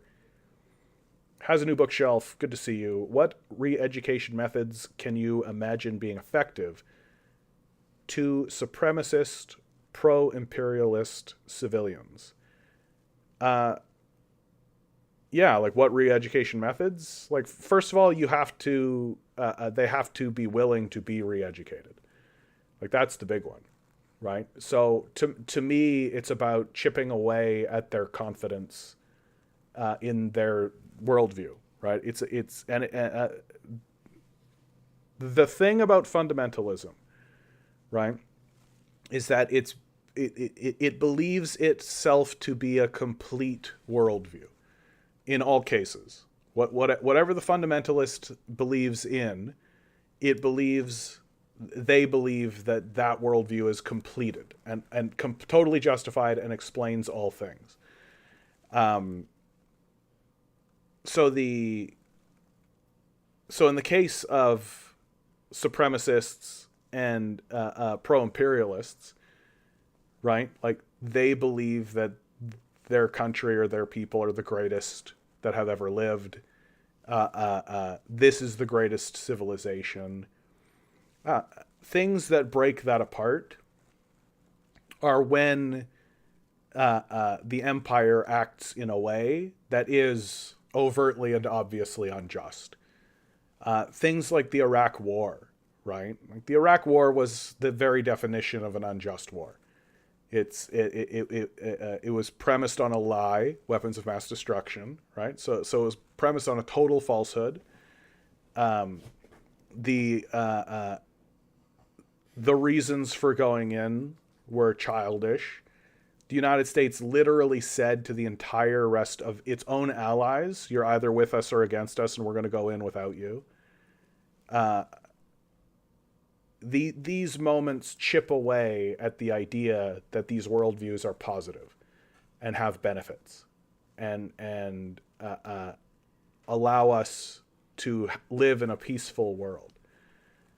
So to me, it's like, you can't begin the process of re-education or educating anybody if they're not willing to acknowledge and admit that their system is flawed and doesn't have and doesn't work anymore, right? Like, and there's no sense showing somebody like that, somebody like Michael Parenti, right? And Michael Parenti's Black Shirts and Reds is like a good place to start, or like having them read the Communist Manifesto or anything, because they'll always view that stuff as I'm going to view this and I'm going to take it apart. And they're always going to have that antagonist. They're not going to try to learn, right? They're not reading it or absorbing it in order to learn or discover anything. They're viewing it as an enemy and as a way. I'm going to debunk this, right? Like you have somebody like Ben Shapiro can read Marx and claims to have, although I think it's debatable that he actually has, and completely ignore it and misunderstand it and have a very antagonistic view to it. And so I think that until you can get a person to actually acknowledge that supremacy and imperialism are bad, there's just no point. And to me, the way you do that is to point out those moments when it's obvious, like, and don't forget that there are psychopaths, right? Like there are people in the discourse who I think like suffering and enjoy watching people suffer. Right? I said Ben Shapiro earlier, and I think that plays. Like I think Ben Shapiro likes to watch people suffer. I think he enjoys it. I think he spends a lot of time rationalizing it because he wants it to continue. And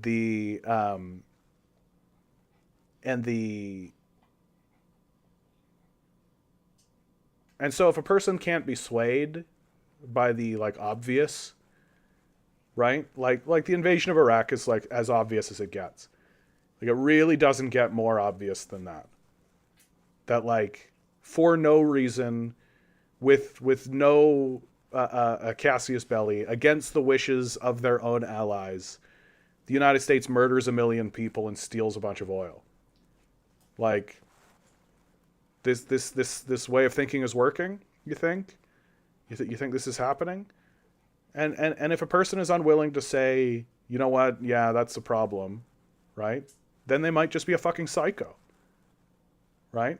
And I think that there is a point at which we do get to say, oh, you're just like a fucking psycho fascist Nazi, right? These people existed and societies can turn that way. You can have a psychotic Nazi society, which I think is the big fear. I think that there's a lot of people who are terrified in the United States that the United States is going to turn that way. And like, you can literally see it in Israel. You can see it.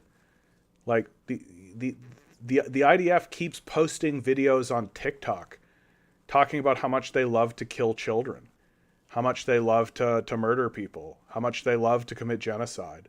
The citizens of Israel keep posting videos where they dress up like Gazan citizens and do like spoof videos, right? Like it keeps happening over and over and over and over and over and over again. Where people are posting videos on TikTok talking about how amazing and great it is and how they don't have any sympathy for the people who are being genocided. Like there just does come a point where you kind of have to acknowledge like, oh, like these people are actually Nazis. Like these people are actually psychos. And so, but if you want to try, well, the way to do it is to point out the disasters, right? But fundamentalism's a tough one, right? Like it's a tough nut to crack. It takes a lot of effort and a lot of personal effort. And I tend to think that people who have a supremacist worldview are too weak to actually do the hard work of self-analysis it takes to no longer be that way. Because like that to me is the ultimate truth about the supremacist worldview is that it actually comes from a place of deep weakness. Right? That it's just a big giant bully with a massive stick going around fearfully smashing people because it's afraid. Right? It comes from a place of deep-seated fear and insecurity. It's not about being intelligent or smart. It doesn't have that perspective. Right? It's very like reduced and mundane in many ways. Right? Like it's a very like sad perspective and a sad worldview to have. And yet it's so popular. Like, there's a reason why the system of capital needs to keep us dumb, right? Because if people gained any amount of awareness or intelligence whatsoever, like, the first thing they would go is like, oh, like, destroying other people is a good way to create enemy, is to ensure that they're always going to be your enemy, right? Instead of being a good neighbor, right? Trying to treat each other with dignity and decency. So it's a long, hard road, and I don't think that I don't think Americans are ready for it. I think that we're going to experience some pretty heavy collapses first. Like, it's going to really have to come home for a lot of these guys, right? Like for people like Ben Shapiro, it's literally going to have to happen to him, right? Like some of these guys are not going to come around until, like, literally their child is experiencing something.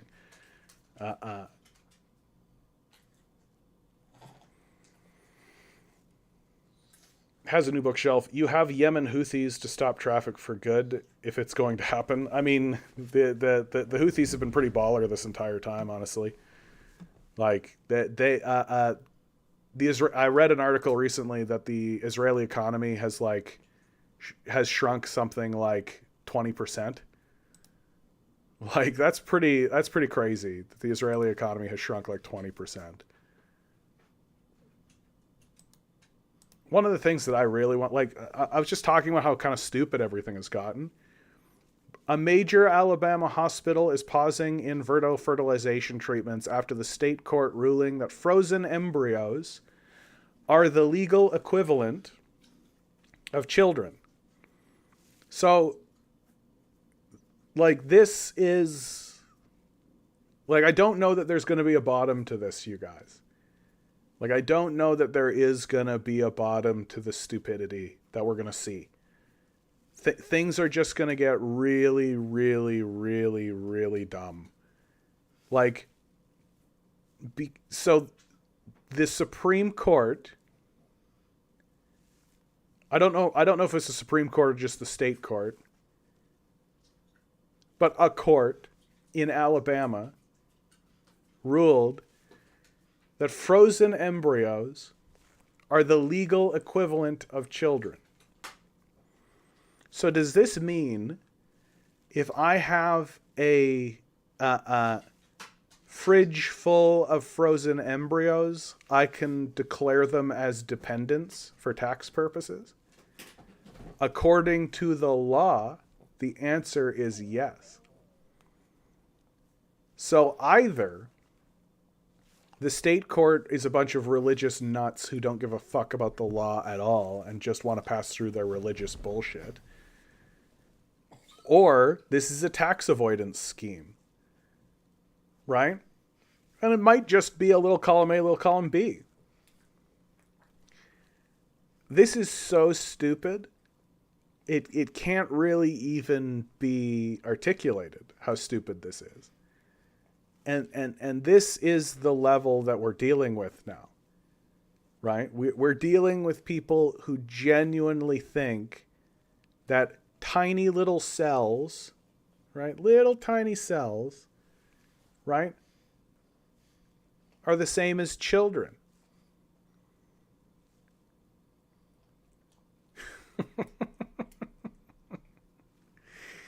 Like, it's so fucking dumb. And in the meantime, of course, like, if you add up all of this wealth that these guys have, right? Like, these guys have like $1 trillion fucking dollars. Like, it's ridiculous. And we're just allowing these people to walk around in our society and be like, yeah, it's normal. This is normal that we have imbued 10 people with like $1 trillion worth of wealth. Like, all I want is healthcare, please. All I want is healthcare, please.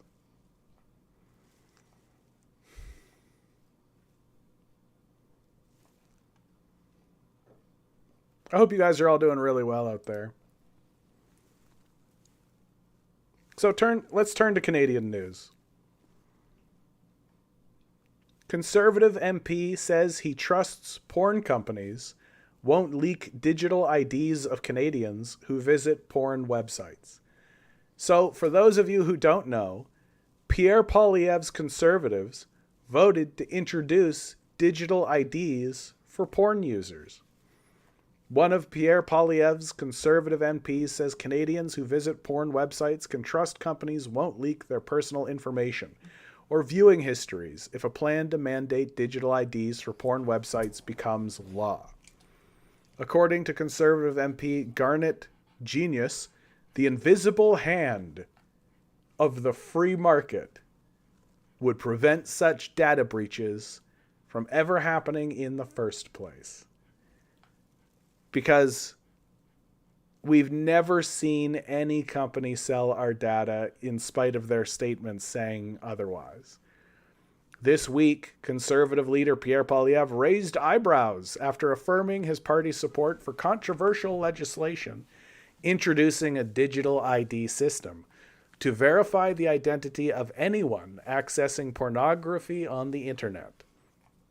Top law professors have widely criticized Bill S-20 as poorly drafted legislation that is unconstitutional and likely to result in Canadians being blocked from accessing a wide range of websites unrelated to pornography. Similar laws have been struck down as unconstitutional in a number of U.S. states, while international governmental reports looking into the issue have concluded using digital IDs to verify porn users raises serious privacy and security concerns. But in a recent TAG TV interview, the Conservative Shadow Minister for International Development defended Poilievre's support for the anti-porn bill against criticisms that it raises serious privacy concerns. Some people are critical for ideological reasons, and they say, well, if there's even a scintilla of a risk that there could be some privacy breach, then we shouldn't provide this protection. Genius told TAG TV's Tahir Gora. I love that his last name is Genius, right? Because I just feel like every time I say his last name, it is in the sarcastic way, right? Like, good legislation, Genius. Well done, Genius. Yeah, this is going to be really helpful legislation, Genius. Good job, Genius. Nice one, Genius. The way the bill works is that the companies are responsible for undertaking meaningful age verification, so that the companies providing this have a responsibility to have meaningful mechanisms in place to verify the ages of those that are assessing sexual content. While Genius conceded Canadians may have concerns about the possibility their names or viewing histories could be made public in a data breach, he stressed companies that provide sexual content have an incentive to prevent that from happening. Obviously, those companies have an interest in protecting the privacy of people who provide that age verification, Genius explained. The concern is that, okay, if somebody has to provide age verification, does that mean that there's a risk that their name will get out, that they've been accessing this material? But the companies have an incentive to ensure protection for privacy, because no company ever in the history of the internet has ever sold this information for profit. That has never happened ever. Good job, Genius. Genius's office didn't respond to multiple requests from Press Progress seeking to clarify what that incentive is, or to elaborate on why he trusts companies to collect and store information such as the names, home addresses, and viewing history of Canadian porn website visitors. According to Statistics Canada, 1/3 of large companies reported being impacted by cybersecurity incidents. That's 1/3 of large companies, 36.5%, reported being impacted by cybersecurity incidents in 2021, with 1 in 10 reported they were targeted in attempts to steal personal or financial data. And don't forget, when companies sell this shit, are we actually going to say that, Press Progress? When companies literally take your information and say, no, we would never sell your information, and then sell it like they have always done forever? A recent study commissioned by Apple reported 360 million people were impacted by corporate and institutional data breaches globally last year. with consumer data being among the top targets for hackers and ransomware attacks. In 2021, Privacy Commissioner of Canada Daniel Theron told a state committee any digital IT verification system would necessarily require Canadians to provide their personal information to a third party, and warned there are risks associated with the collection and use of data needed for age verification. In the absence of proper privacy measures, it could increase the risk of revealing adults' private browsing habits, Theron said, pointing to the risk of breaches, unauthorized use, or reputational harm, and suggested the technology could turn into a form of surveillance in a worst-case scenario. It's unclear how a digital ID verification system would work in the context of porn companies located in foreign countries, where the personal data of Canadians could be subject to loose privacy laws or vulnerable to malicious actors. While Genius's office offered no clarification, Theron noted porn websites located outside the country would present real enforcement issues. Some U.S. states, including Louisiana, Utah, and Mississippi, have recently passed laws which require internet users to upload copies of driver's licenses or passports to view pornography. A recent report by the U.S. Congressional Research Service reviewing these laws and technologies warned of unintended consequences, including serious privacy and security concerns. Similarly, another report by France's National Commission on Informatics and Liberty found existing age verification systems too intrusive and noted all the solutions proposed can easily be circumvented. The NCIL is working to develop a more privacy-friendly token-based verification system, an idea touted as a possible solution by some Canadian MPs. However, the creation of that system acknowledges anyone can circumvent it by using a VPN. Conservative MP Karen Vecchio, the bill's sponsor, has admitted during debate that she was not sure how the technology to verify porn users would actually work, and conceded anyone would probably be able to get around it using a VPN. We know VPNs are a concern, Vecchio said. This is exactly why we need to take this to committee, so we can talk about the technology and all the gaps in our system. Looks to me like the Conservatives are working with corporate power in order to find a new market to gather and sell information. Right? That's the whole point, is to just continue gathering and yeah,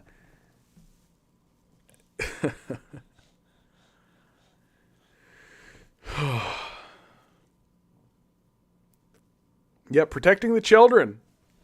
Protect the children. No, I mean, you got to remember, these are conservatives, right? Like, these are the bottom of intelligence, right? Like, these guys live in a space where it's like, how do I make more money for me? And how do I make more money for people who support me? And so these guys are turning to their Christians, right? And there's a Christian base that exists in the Conservative Party that are like, we should protect the children from pornography because naked boobies are the worst thing that can happen to a man. And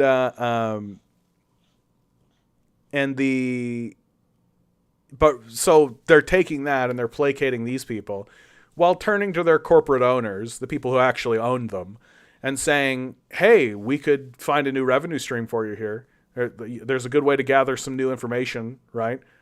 Would you, hey, porn companies, would you like to make a bunch of money selling information on the sly? Right? Google would love that information. Amazon would love that information, right? Oh, I know how we can do that. And that's what this is all about, right? It's always about just selling people out for money. That's what this stuff is always about. Mr. Moon, good to see you. Midwestern Marx has a great stance that Native Americans have superseded colonialism, and now there is no need for liberal theories like decolonization. Have they superseded colonialism, though? Have they? I'd like to know more about that argument. There has been some interesting things that have happened along that line. Like there was a state in the United States recently that ceded a bunch of territory back to First Nations groups. You can even see it on Google Maps, which I think is actually really cool. Right? Yeah, Midwestern Marx has some bad takes. Like, he's got some good takes and some bad takes. I think that that's a fair thing to say. Like, it wasn't Nebraska. It was Oklahoma, was it? Yeah, Oklahoma. You can see it. Choctaw Nation, Cherokee Nation, Chickasaw Nation, right? This territory has been receded back to the First Nations people.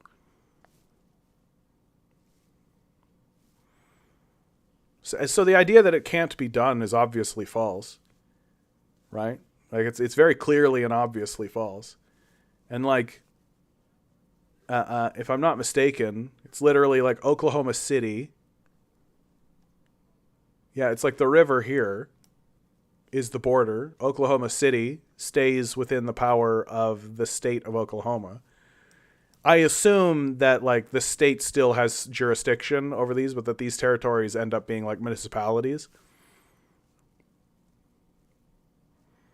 Oh yeah, the captain, if you want to get into porn as an industry, yeah.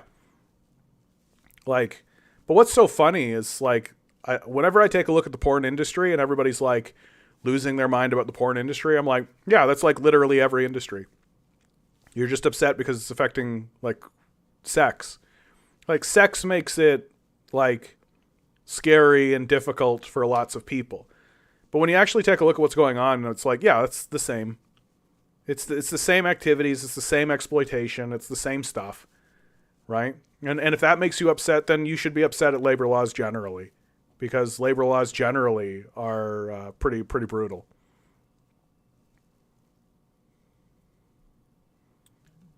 Yeah, reservations still exist. Settlers are living on stolen land for sure. Well, for God's sakes, like what happened in British Columbia, in the I'm definitely gonna wet sweating land. Hey, I remembered. Good for me. Wow. Yeah, this is what's so fucked up, right? Is that like they're not even putting this wet sweating land on the map, where they're just trying to jam through. They're just trying to jam through a pipeline through unceded land. Like it's land that has never been Canada, right? There should be a section of British Columbia where there is actually a circle, and it is like, no, wet sweating, because it's its own territory. It's unceded territory, and they're trying to jam a pipeline through it, right? So the idea that there isn't a struggle and that the First Nations people have superseded, like, it's just like, I'm fine saying out loud that Eddie has some really bad takes, and he's got some really bad takes when it comes to First Nations people. He's got some really bad takes when it comes to civil rights generally, right? That like, I wish that a guy like Eddie, that Midwestern Marks, would actually, like, he makes the same statement that I do. Okay, he makes the statement, liberals use civil rights as a shield to stop talking about economic rights, and I think that that's true, right? But then Eddie takes it another step, and then he starts commenting about civil rights. I don't think so. Right? I just don't think that he is the guy who should be doing that. That I take his point, and I agree with his point, that liberals use civil rights issues as a way to stop talking about economic issues, and as a shield and as a cover, right, to deflect away, so that if you start talking about economic issues, you can suddenly be like, well, but what about gay people? And then clutter the conversation with civil rights issues, and so that everybody stops talking about money and everybody stops talking about that kind of thing, because liberals fundamentally understand that that's very threatening to the system of capital. Because if everybody started to actually talk about money and understand that, oh, we're all in a working class together against the employed class, we black people and white people are not at odds with one another in regards to the issue of the worker owner status, that we're in the same class. And that when liberals bring up civil rights issues, it is to continuously remind us that the wedge exists, and to continue widening that wedge, and to say we need to focus on healing this wound. This is the wound. We need to reach across the aisle on this civil rights issue. So white people and black people need to constantly be looking at one another and constantly be trying to heal that gap. Don't look up, right? Like that I respect and that I understand. But like Eddie should keep his mouth shut when it comes to actually talking about civil rights issues, because it's not his expertise. And honestly, it's just straight up, as like a white straight dude from Minnesota, right? He doesn't know a fucking thing. Straight up. Like straight up. He doesn't know the first thing. He should not be talking about First Nations issues. He should be keeping his mouth shut, and he should be listening to First Nations people. That's what he should be doing when it comes to civil rights issues. And it's the same thing that I say all the time about white Westerners talking about China, right? Like it's that kind of Western chauvinism that exists throughout the entire conversation. I, a straight white man from America, certainly know more about China than the Chinese. Right? Yeah, I'm sure a straight white man from fucking Nebraska or Minnesota or wherever knows more about what's going on with First Nations people than the First Nations people. Right? Like it is very simply, and I know that this is strong language to use, but I'm getting too old to give a shit. It is Western chauvinism. It's straight up, I'm a white straight male and I know better. No, you don't. Like, you really don't. So coming up with these like really brain dead takes, and the trouble with these brain dead takes is that it really reduces the efficacy of your expertise, right? What Eddie's expertise is Marxism, right? Eddie's expertise is the economic system of Marxism, and to comment on that's his expertise. And so it's the same kind of thing that happens to guys like Peterson, right? Like Peterson does have an expertise, right? There is a field in which you should listen to Jordan Peterson, right? Because it's his expertise and he has a perspective and it should be listened to. But outside of that expertise, he's a fucking dumbass brain dead moron. And he's discredited himself by going outside and not understanding that he has done so, by going outside his expertise and revealing his stupidity. Because I think that the stupidest thing for a person to do is to walk into a field of thought that they know nothing about and act as though they're an expert. That's the dumbest thing a person can do, right? If you can't understand where the borders of your expertise are, then why should we bother with you? And so my advice to a guy like Eddie, like Midwestern Marx, stick to Marx, right? Stick to economics, stick to your field, right? And leave the subject of the relationship between First Nations people and their oppressors to the First Nations people, right? And certainly don't come up with these brain dead takes that say, the First Nations people have superseded imperial. What are you fucking talking about? Like, what are you fucking talking about? It's just like the most embarrassing shit of life. Like if it was a First Nations person saying it, if it was a First Nations organization saying it, then I'd be like, oh, that's an interesting position. Let's listen to that. But I'm not going to take it seriously coming out of a white guy like Eddie.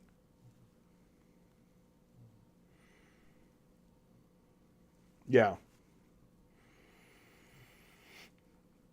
Kevin writes, California governor paid headhunters to kill off the rest of the Native Americans of California in the 19th century. Yeah. Like, I mean, Turtle Island, for God's sakes. Like, the Wet'suwet'en, for God's sakes. Like, it's just this idea that the First Nation, oh, yeah, we're all done here, resolved. What are you talking about? Secrets, good to see you. Every time I see you, Secrets, I have to comment on the fact that your name is spelt as though it is a secret, right? S.E.C.R.E.T.S. It means your name stands for something, but what it stands for is a secret. I like it. It's a very meta thing you've done with your name. Do you think it's problematic to move to another country for cheaper cost of living? No. I think that there's no rules. You do whatever you feel like you need to do to survive this, to survive in the corpse, right? I was talking about this earlier, but I'll restate it for you. The system that we live in is dead. We live in a dead system. What we are seeing is the decomposition process. We are alive in a dead system, and as this corpse decomposes, we need to harvest what we can from the corpse in order to rebuild a new life and to regenerate and resurrect new life from the dead corpse. So I don't think that there is any moral or ethical position left. And any defender of this dead system is like a necromancer. It's just like somebody who's attempting to convince you to funnel your energy into a dead corpse, right? And they have no ethical position or no moral compunction or no leverage whatsoever to try to shame you or insult you or belittle you into believing that harvesting the corpse for your own benefit is somehow bad. Because that's literally what the wealthy are doing, right? That's literally what the powerful are doing, is they're harvesting the corpse. And so you should too, right? Because it's a dead system. And the goal now should be to harvest as much as you can, find other or living people in the system who understand that that we live in a corpse, and ally with those people who are not death worshippers, who are not death cultists, right?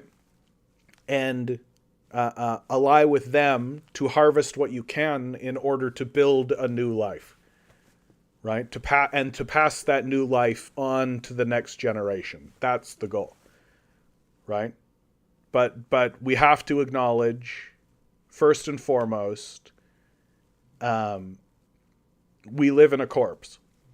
This system is dead. And we are currently harvesting what we can from it. And so there's no... So, like, what are you talking about? Like, ethics, morality... Whose ethics? The ethics of the death cult? Yeah, okay. I'll spend all my time paying attention to that. And even better, it's in the name of your music project? Yeah, off you go. Right? Off you go. Sing your music. Play your music. We need music. We need more artists. We need real artists. We need people out there who are attempting to articulate the deep energy of the universe, who are attempting to bring forth the true voice of the creator into this reality. We need those people. So if you need to go somewhere else, right? If you need to leave the empire, if you need to go somewhere else within the empire, right? There's no fucking rules anymore. You do what you need to do. Yeah, America did to the Native Americans what Israel is doing to the Palestinians right now. Absolutely. Well, after World War II, the Soviets, as well as the communist partisans, deported millions of Nazi settlers from Poland, Czechoslovakia, Romania. Yeah, fuck the Nazis. Get them out. Yeah, if a First Nations organization says it, I'd be very suspicious of that organization, because no First Nation is safe as long as capitalism is alive. Yeah, but I mean, they would have more right to say it, I think is what I'm driving at, right? Like, sure... we can have skepticism and we can investigate and be like, oh, you're actually just like directly funded by a capitalist organization in order to act as like a front. That would be why I would be suspicious, right? Be like, are you guys just like Uncle Tomming us? Is that what you're doing here? You're just Oh, you're literally receiving $1 billion from Bill Gates in order to try to justify this. Okay, cool. Right.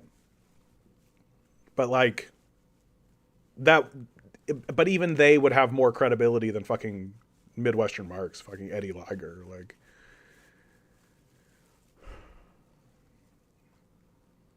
yeah, as long as your goal isn't to oppress, you should be fine trying to find an easier life somewhere else. Yeah. No, I mean, like, just do what you got to do, right? Yeah, the real people we should be reading. Good to see you, by the way, Bex. The real people we should be reading on colonial theory are people like Kwame Nkrumah, who I think you can see his. If he's the guy I'm thinking of, I think that you can see his lectures on YouTube. Franz Fanon, Walter Rodney, George Jackson. Yeah. The captain said those who still have morals, right? Well, look, forget about the morality argument, okay? Like, it's people who understand that the best way to organize a society, okay? The best way to organize a society is to organize a society. Like, the prevailing ideology, the prevailing idea today is that the best way to organize a society is to destroy it. Right? Allow what they call the free market, which we literally just read an article where somebody actually cited this. This genius guy. Good one, genius. Literally said out loud in 2024 that we're going to let the invisible hand of the free market sort this one out. So this idea of that the best way to organize a society is to destroy it has obviously failed.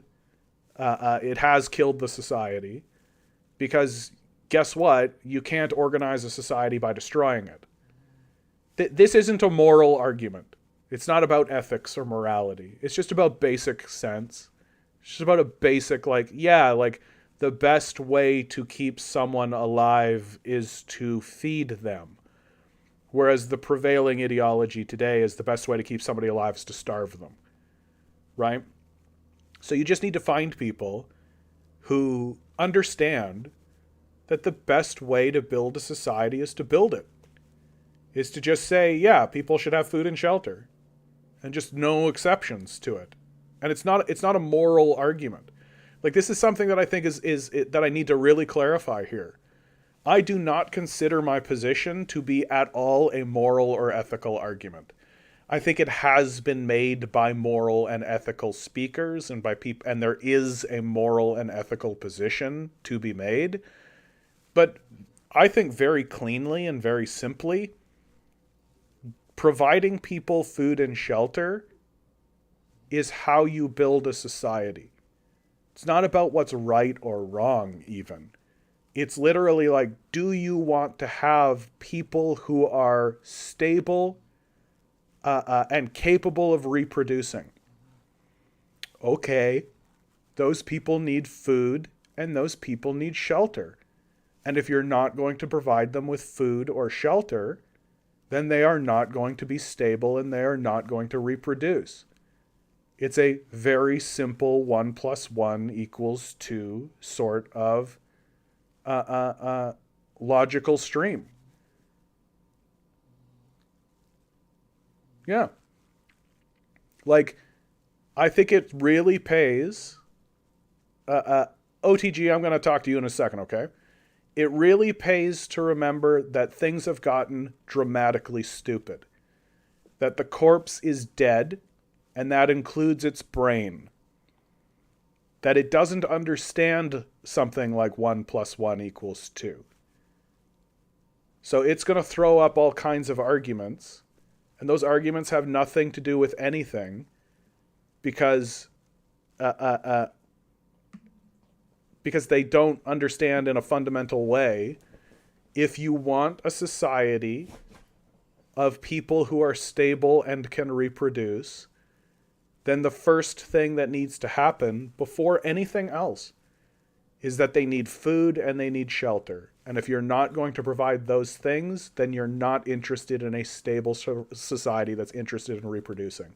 Because 1 + 1 = 2.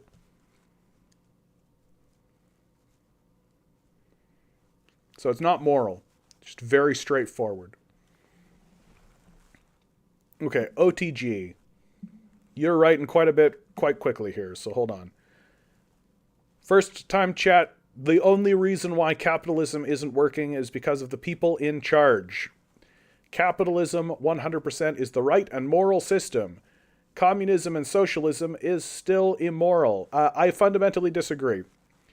That the reason why the structure of capitalism... so let's just continue with what you've written here, okay? And then I'll respond.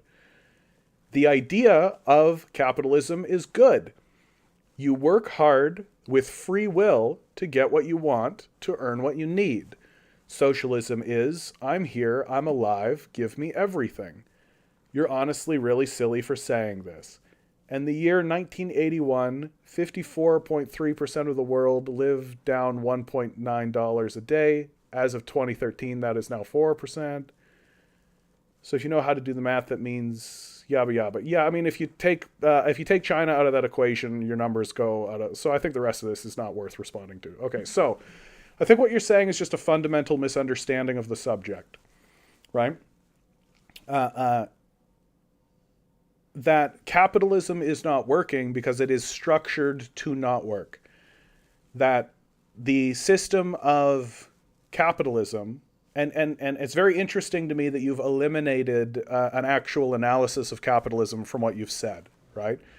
That the system of capitalism is a class-based system in where you have owners and owned, right? You've got people who are, just like in the feudal system, you had lords and serfs. Well, in capitalism, you have owners and you have workers. Right? That's the class arrangement that exists under capitalism. And it's this antagonism. It's this central antagonism which is structural. Right? So it doesn't matter who is in charge, as long as this structure exists, where you have a group of owners who own all of the assets, who own the means to produce more assets, what we would call the means of production, right? And who own the political apparatus in order to make decisions about how to distribute or organize those productive forces, right? So you've got owners, and as long as you've got a small group of people who control all of that, and the mass of the people who own nothing except their ability to sell their labor to those people,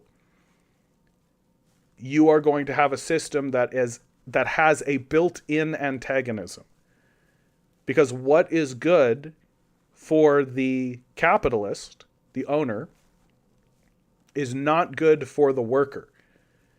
That the capitalist wants low wages, no benefits, and he wants to maximize effort to gain maximum amount of profit. Whereas the worker wants high wages, high benefits, and he wants to do barely any work at all, right? In order to maximize his own gain and his own place and position in life, to increase the quality of his own life. So these desires are at odds with one another. These desires are at odds with one another. This creates a systemic antagonism. So when you make the statement, as you did previously, the idea of capitalism is good, you work hard with free will to get what you want, that's a fundamental misunderstanding of what's going on in the society. You may work hard, okay, but there is no free will or voluntary arrangement in a system that says food and shelter will be withheld from you by a small group of owners, and you have to sell yourself to those owners in order to receive a wage that you then use to purchase food and shelter from those very owners. Right? This is not freedom. This is not an equitable or voluntary system of any sort. And moreover, what it does is it creates a permanent class war built in to the structure of your society. That it makes it so that there is a constant and persistent antagonism. We're always in a fight. Abraham Lincoln said that a house divided cannot stand. What is more divided than having a small group of owners own the means of production and own the political apparatus to decide what to do with the means of production, while the mass of people are completely ignored and excluded from access to even the decision-making of that system. And so, what communists say, and what I say, is that we should eliminate the capitalist class in order to resolve this antagonism. That the capitalist class, the idea that there should be a small group of owners who own the means of production and withhold the means of production from the workers, that very concept should be abolished, that workers should own the labor, their own labor. Workers should own the means of production. Workers should be the ones who are the primary decision makers in what happens in the productive capacity. So if you have an auto mechanic working in an auto shop, he gets to negotiate with the other auto mechanics in that auto mechanic shop about what should happen in that auto mechanic shop, and that they are the primary voice and the primary beneficiaries of what happens in that auto mechanic shop. And there is no shareholder. There is no body above them that siphons wealth away from them in the form of profits, giving them only a small, tiny slice of it in what we call a wage. So when you say that what socialists and communists want is a handout, here, I'll do the exact quote, just so we understand. I don't want to misquote you. So when you say socialism is, I'm here, I'm alive, give me everything, this is a fundamental misunderstanding of what socialism and communism actually is. That what the communist is saying and what the socialist is saying is, I work. I'm the one doing the labor. I'm the one creating the object. I'm the one tilling the field. I'm the one stocking the shelf. I'm the one bagging the fruit. I'm the one selling the product. I'm the one in the store. I'm the one turning the lights on. I'm the one doing the work. I should be the primary beneficiary of that work and not some guy I've never met whose only participation in this project is holding a piece of paper that says I own it.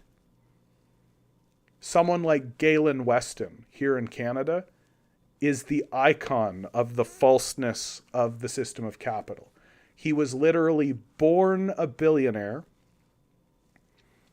given a grocery empire, and he gets to decide what happens in that empire because he was born with it. While the people who actually work the job are paid the lowest wage in Canada and have their wealth, the surplus of the labor that they create, siphoned away from them into the pockets of a guy who owns the establishment because his daddy owned it. And so the idea that these workers who are actually doing the work want free stuff is a straw man argument that is not based in reality, because what communists and socialists are actually saying is that the valuable people who are actually doing the work, who are actually putting in the labor, who are actually putting in the time, should be the primary beneficiaries of that labor, and Galen Weston should not exist systemically. There should be no siphoning away of profits whatsoever. There should be no men in suits off in a corner making any decisions whatsoever. The workers should make the decision. The workers should make the money. The workers should be the primary beneficiaries of their own labor, and no one else.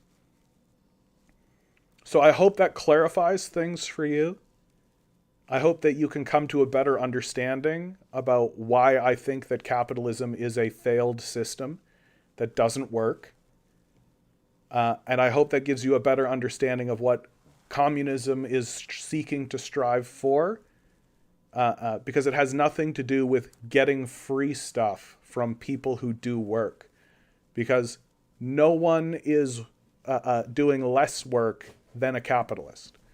Capitalists are parasites on the system. They provide no value, I would argue negative value, to the society, because the things they do with their wealth are abhorrent and terrible. And we would simply be better off without them on a systemic level. So it doesn't have anything to do with the people who are in charge, because the people who will always be in charge will be worthless, parasitical capitalists who provide negative value to the society, because that's the structure of capitalism. That's the way it's structured. You cannot become a capitalist unless you are willing to act in that way.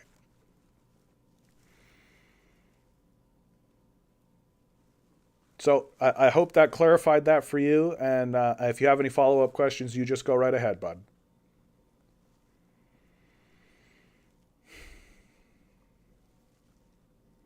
The captain says, it's wishful to think that this works for everyone.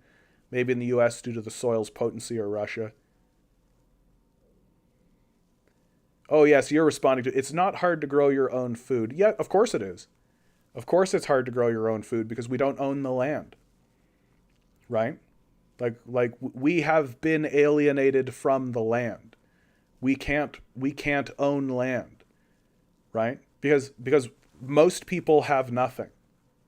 Right? We have nothing but the labor that we have. We don't have enough money, and land prices have gotten so outrageous, thanks to the existence of the capitalist class, that for us to buy land in order to farm on it and produce food, even for ourselves on a subsistence level, it's just not a serious point at all. Right? That's a major feature of capitalism, is that it alienates the worker from his from the product of his own labor. That the worker is not the beneficiary, and the worker owns nothing. The worker is not allowed to own land. So even if the worker thought, I could make a go of it myself and plant some potatoes, grow some potatoes, well, the worker doesn't have any land. Right? The worker doesn't have any land. All the land was distributed during the colonial period. Right? And so if you want to have access to that land, you've got to buy it. Well, they're not going to sell it to you. So it's not a very serious thing to say in the end of it all.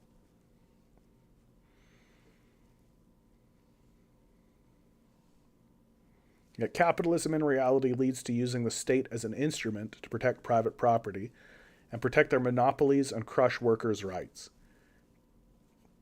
With means of production, do you mean factors like land, capital, entrepreneurship, and labor force? So means of production, yeah, means exactly that, right? The ability to produce assets in the world. A factory, land that produces crops, like entrepreneurship is a weird concept that exists in the American ethos, which essentially just means doing stuff. Like that's basically what entrepreneurship means. It just means doing stuff, trying to make money for yourself, right? We have venerated entrepreneurs into this stratosphere, but you'll find that entrepreneurs and entrepreneurialship only really applies to a very small, specific idea, which is if you create something, if you create a product for someone with money to buy, you're an entrepreneur. So if you do something valuable for the capitalist class, you're an entrepreneur. But if you would like to take your time and create art, make something beautiful, or write a thesis about something, you're not an entrepreneur, because that's not valuable for the capitalists. So an entrepreneur is basically just somebody who does stuff as long as it's valuable to the capitalist class. Yeah, land reform is the first thing most socialist countries did when they gained power. Yeah, I think it's very important. Like, you take a look at like the kulaks in the Soviet Union. They literally had a slave system going on there. We have a slave system here in Canada as well. It's called the Temporary Foreign Workers Program, which is an explicit slave program. Yeah, socialism is when capitalism. Yeah. Yeah, nobody typing what this guy is typing is going to have a real understanding of socialism. That's why he's saying it. Well, I mean, and I think that's why I needed to explain it like that, because I think that there are a lot of people who do have that misunderstanding, and I think don't really have a clear perspective. Like, there's a religious ideology going on, and other commentators, someone like Midwestern Marx has caught on to it. Which is that capitalism is now a religion, right? Which I've been arguing for a long time now, right? I would argue that my analysis is a little bit more robust than Eddie's, but I think that the understanding that capitalism is now a religion is a new one, right? It's new, and I think I'm better positioned because of my religious upbringing and my religious positioning in order to discuss it as a religion.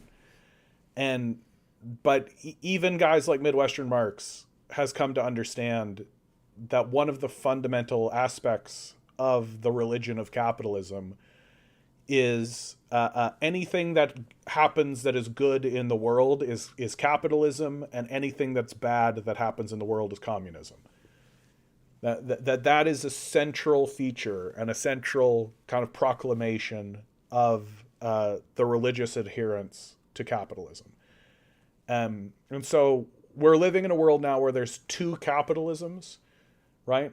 There's the religion of capitalism, and the people who are adhering to capitalism as a positive force in the world are exclusively religious acolytes now. Like they don't actually have an understanding of the system of capital mechanically or economically. Because if they did, then they wouldn't be capitalists. They'd be Marxists. And then there's the Marxist understanding of capitalism, which is as a mechanism, right? And so it's important to understand pretty quickly that when people come in and they defend capitalism, you're dealing with a religion. You're dealing with somebody who is talking from a religious perspective. And the best way to deal with somebody who's talking about the subject on a religious perspective is to simply not buy into their religion and to just state what it is, right? Because it does kind of come from this place of like Daddy said so. It does come from this kind of place of like, well, my father believed this, and so I'll believe it. Uh, uh, but the truth will set you free, right? The light will chase the darkness away. And my hope is that I feel like I actually handled that very well. I want to get like that with a lot of other subjects. There's a lot of other subjects that I get too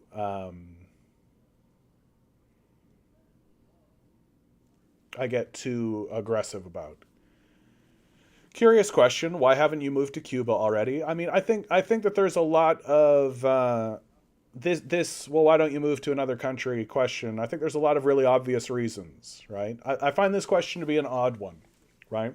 Because I think it's very steeped in an individualist mindset, right? Like if you like if you like communism so well, why don't you go there, right? So, but there are obvious answers, and so it's difficult for me to think that your question is asked in good faith, right? Because of the obviousness of the answers. But let's go through them anyway. Reason number one: I don't speak the language, right? I simply don't speak the language that is spoken in Cuba. So I would be very isolated there already from the beginning. Number two, I don't know anybody there, right? I don't have any friends. I don't have any family. I don't have any connections. So again, I would be isolated, and I wouldn't know anybody there. Number three, I have friends and family here. I know people here, and I would be losing them and losing my contacts and losing that kind of thing, right? I'd be losing all of the personal connections that I have, right? Which I think is very understandable and very straightforward. Number four, people. It's difficult for people who have no money to relocate, right? And then number five, like, would they actually take me? Do they actually want me there?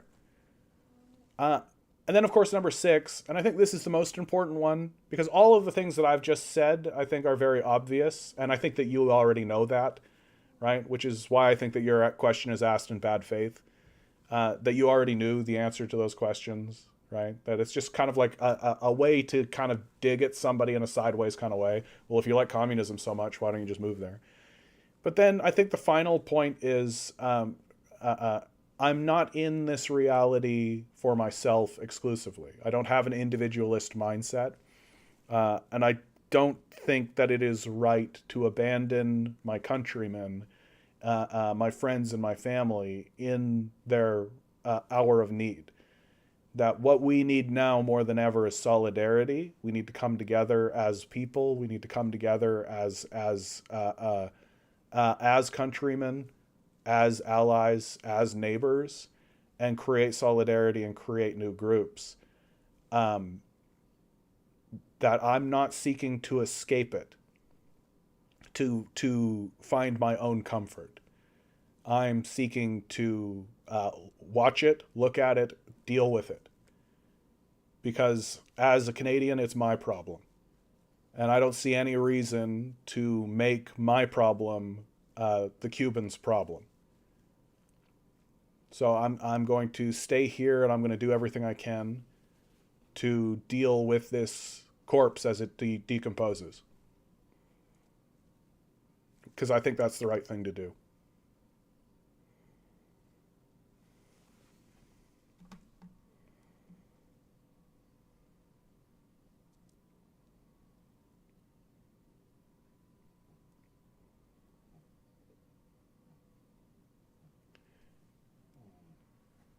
I mean, yeah, imagine going to a country where you don't know anybody and you don't speak the local language is a hard life. Sure.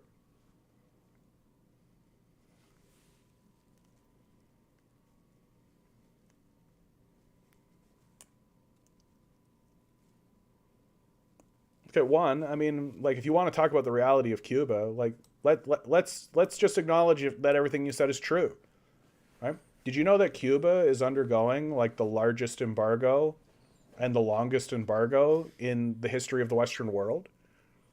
right? If you actually cared about Cuba, right? If you weren't being disingenuous, right? Then you would be talking about Cuba by saying we need to get these embargoes lifted. That the hardship that's going on in Cuba, it's a difficult place, and the reason why it's difficult is because they don't have access to markets. They don't have access to trade markets. And why don't they have access to trade markets? Because they're experiencing an embargo. Because they're experiencing an external threat and external pressure. From who? From the capitalists, right? From the Americans, right over here, right? You've got Gusanos in Miami, very famously, who would like to go back into Cuba and who would like to reinstate the slave plantations, right? So if you would like to speak about Cuba in a way that is more honest and less disingenuous, it would not be with this snide sideways, well, why don't you go move there if you like it? Oh, well, we're so much better off, right? It would be with actual and genuine empathy and compassion and concern for the Cuban people who are experiencing a imperialist embargo so that they can't actually get their goods to market and they can't actually exchange those goods for goods that they need.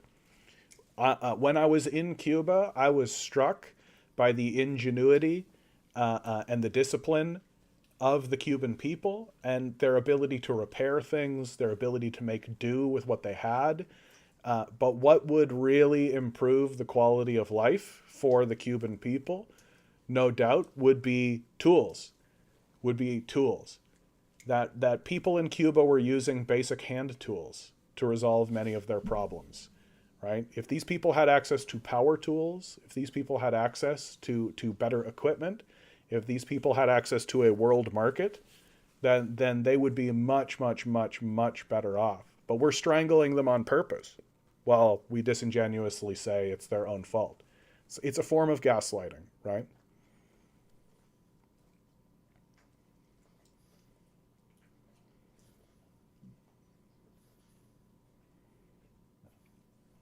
But if capitalism was hell, you would space it in Canada to the socialist place.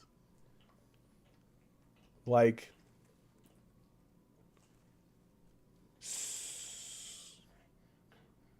so your perspective is that because I've eked out my own life here, I should give away my 40 years of life to go move to a place that I don't know anything about for ideological reasons. I don't think it's a serious thing to say.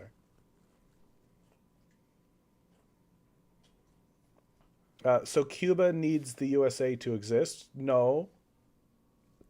Cuba exists, right? Any country, anywhere, in any capacity, at any time, needs to trade, right? You need to trade with neighbors, right? That's true if you're Colombia, Brazil. That's true if you're China. That's true if you're India. That's true if you're the United States.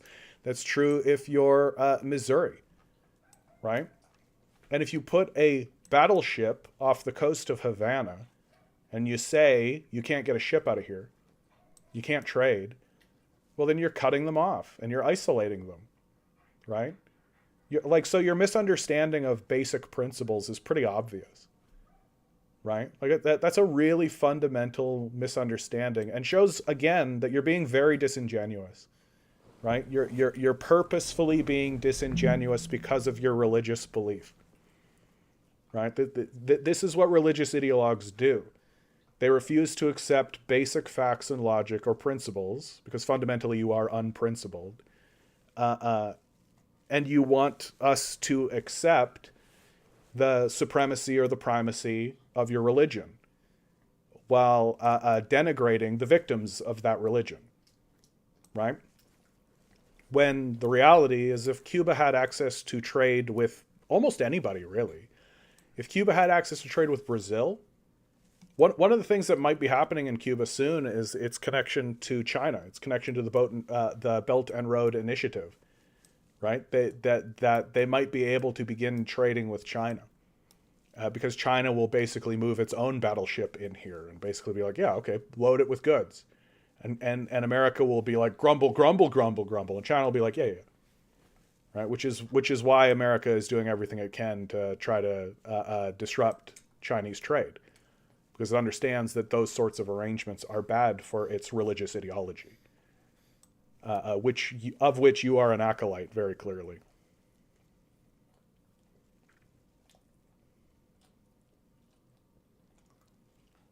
No. Look, I think when it comes to this issue, Juan, you should stop embarrassing yourself. Every country needs to trade. You really are embarrassing yourself in a big, big, big, big, big, big way. If Cuba was a capitalist economy experiencing an embargo in the way that you suggest, it would be experiencing the same kind of turmoil and the same kind of difficulty. Except it would also be dealing with a capitalist class structure, and so you would see slave plantations, right? You would see a disparity between the workers and the owners, right? Cuba doesn't have that disparity internally because it's not a capitalist society. So it's experiencing the difficulties of experiencing an embargo, but it has the good fortune of not also being a capitalist structure. So if Cuba was a capitalist structure and was also experiencing an embargo, it would be just as poor, except there would be an income inequality there as well, right? So your misunderstanding and your inability to understand like basic principles is being pretty revealed here, and in a really embarrassing kind of a way. I got to tell you, like you don't understand what an embargo is, right? You think that embargoes are ideological, and they're not. Like, if Cuba was capitalist experiencing an embargo, it too would be poor. Because embargoes are not ideological. It doesn't matter if you're a capitalist or a communist or a socialist or a democratic socialist or a feudal state or a slave society or anything. If you are a small island nation like Cuba experiencing an embargo, you will be poor. Period. Full stop. Because you need to trade with neighbors. Like trade is it's a very basic principle. It has nothing to do with capitalism or communism or anything. It's just a very, very basic principle of nation building, right? And your insistence that this is actually has something to do with your religious ideology is just getting embarrassing. Like really. So let me ask you something. If I group myself in 5 million people on another planet and we start to go socialism, who will we blame the future? USA? Should have gone to No. If you send 5 million people to another planet, it doesn't matter what structure you're on. You're in. You are alone. Okay? So unless you have like goods coming from somewhere, right? You're going to be poor. And you're going to be eking out a subsistence living. You're going to be building productive forces by yourself. And you can have a conversation about what is the best way to build productive forces. But if you are alone with 5 million people on a planet, you're going to be very poor. You're going to be struggling the entire time. And I don't care what structure you put in place. I would argue that a capitalist structure would lead to a lot of strife and difficulty because you're building a class war into the fabric of your society. That a communist or a socialist structure would be better, right? Because then you would have equity, you'd have equity, you'd have equality, right? Everybody would be living at the same kind of existence, and they would be in it together, right, as a community, instead of having owners and serfs and all that. And also, I think in that arrangement, a capitalist system wouldn't survive, right? Like the person who suggested it would just be ejected into space, basically.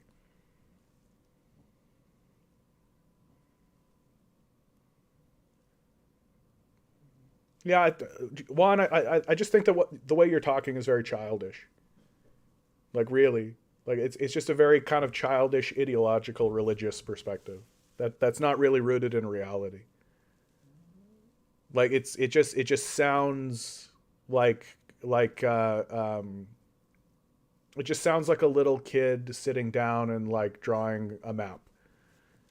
and being like, I'll own the mountain and I'll own the river and I'll own this and I'll own that. And I really think you just don't understand that capitalist systems are put into place through acts of extreme and extraordinary violence.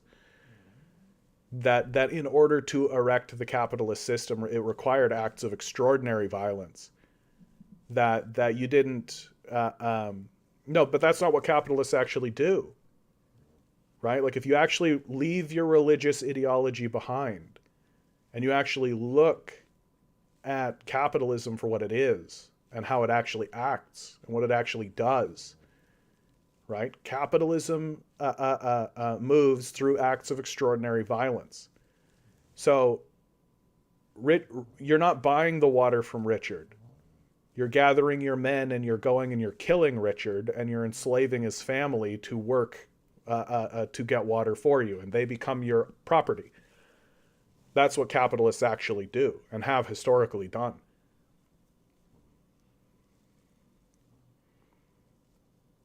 We have to privatize everything because it generates profit and growth and perpetuates freedom of our property, business, and benefits workers with salary and good society with free speech for all. When has this ever happened in any capitalist society? What are you talking about? Like this is the religious fundamentalism that I'm talking about, guys. Like I was just talking about how capitalists are religious and how capitalism is a religion. Well, here it is. This is the religion of capitalism. Like it's so detached from anything that can be even remotely discussed as serious, right?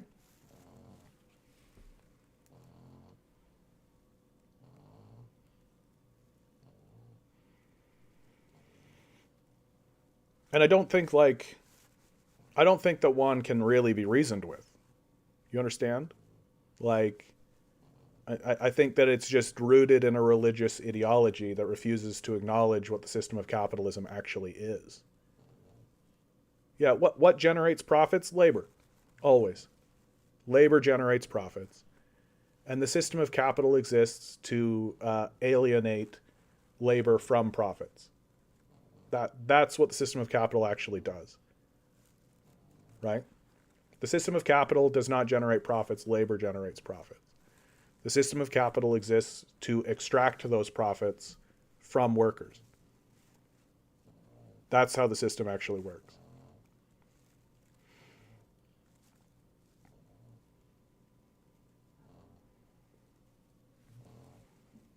Like, capitalism is a dead system that is currently in decay. We're watching it decay in front of us every single day.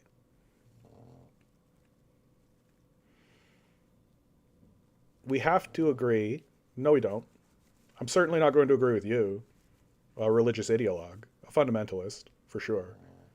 The state is bad at everything it generates, is low quality. Nope. False. In capitalism, the competition of businesses makes the best win and we get the best products. Just childish. Just a religious ideologue. Just unserious, right? And it's unserious for a very simple reason. Business competition means that businesses are constantly reinventing the wheel and undercutting one another, right? So you have corporate espionage and you have businesses at war with one another in order to try to get the upper hand in the business cycle. So if you only have two competitors, right? Forget about 3 or 4. If you only have 2, then you have 2 houses that are at war with one another, constantly acting as crabs in a bucket in order to drag the other down, right? Meanwhile, a socialist system or a communist system takes its productive forces and has everybody work together so that they build upwards, right? That's why the Chinese and why the Soviets were able to build such a successful economy so quickly. Because everybody in the society was able to work in tandem with one another. Of course, World War II put a wrench in that plan. But so the idea that competition breeds innovation, or competition somehow benefits the workers.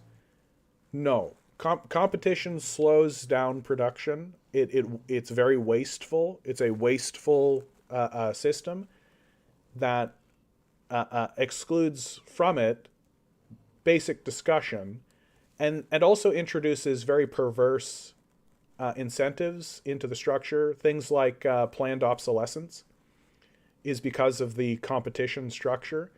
You end up with so much waste gets introduced into the system. It's why you have, like, if you have an iPhone, well, there's a whole series of accessories that exist exclusively for the iPhone that you can't use with other phones. You can't use with Android phones, right? And the same thing with Android phones. So there's no standardization, and they're incentivized to do that, and it's just understood as a industry standard to do that because it's how you make more money from people, right? Whereas if you came along and said, no, there has to be an industry standard, right? Oh, that's communism. Yeah, okay. Well, it would save the consumer a lot of money. It's the same thing like right to repair laws, this kind of stuff, right? So the idea that competition is actually improving things for workers or for citizens is a total farce. The capitalist will do what's best for the business. No, the capitalist will do what's best for his pocketbook. Doing what's best for the business is just a byproduct. And oftentimes it's not good for the business, right? Because it's about making money for yourself. So and because humans have a limited lifespan, right? Like I don't care. Like if I'm the owner of Walmart, I don't care if Walmart persists past my own life. Let it burn, let it die. I'll make $100 billion. So they're not really capable of building successful institutions. What's best for the business? Take right decisions, increase productivity and production processes, leading to prosperity and growth. Without this system, we have unproductivity, which is completely false. Communist economies are routinely more productive at almost every level, almost every single time, and it's for a very simple reason. That when people benefit from the fruit of their own labor, they're extra productive. And when people are allowed to make decisions about what happens in their own societies, they're extra productive, right? That capitalist systems are actually very unproductive because they exhaust the workforce. They create a lot of exhaustion. They're based on totalitarian dictatorships. Like every business is a totalitarian dictatorship. And it's impossible for the leaders of these totalitarian dictatorships to have the agility or the foresight or the ability to actually be agile enough to make decisions. And because they don't listen to their workforce, because they treat their workforce as disposable and dispensable, they will always be behind organizations that are actually structured to listen to their workforce and listen to the people who are on the ground. It's the reason why China is gaining speed on the Americans and have surpassed the Americans in terms of their economy. It's the reason, like one of the things that's so crazy to think about, like really think about this. This is really something that I think everybody needs to think about. This dawned on me the other day. There were serfs, people who were literal serfs. Marcus, good to see you. In Russia, before the Soviets took over, there were serfs, literal serfs, working under lords, Tsars, right, or kulaks, landholders, who in their life went from being a serf, like a medieval serf under a king, and in the span of their life, they went from being a serf to experiencing a revolution, to experiencing the Great Patriotic War, to being the first country into space. That there is a Russian who had that experience and that life, where he went from being a man tilling a field with a hand till, tilling a field with an ox and with the sweat of his own brow, to seeing his country be the first people into space under a communist government. That is fucking credible. That right there is the greatest achievement that humanity has ever made. To be able to go from essentially nothing to being the first people into space is profound. And to do it in a single generation is profound. Economics Explained, I rarely listen to the CIA. Once you see that that something is made by professional liars, you should ignore it. The only time you should source the CIA is when they finally confess that they've been lying. So don't pay attention to the CIA. Things like Kurt Sig, things like Economics Explained, History in 5 Minutes, right? These have NED funding. These have CIA funding, right? They exist explicitly to lie to you about what's going on in the world. And it looks like it's been very successful.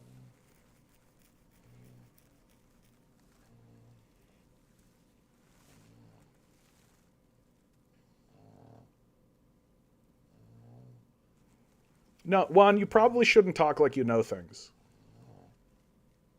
Right?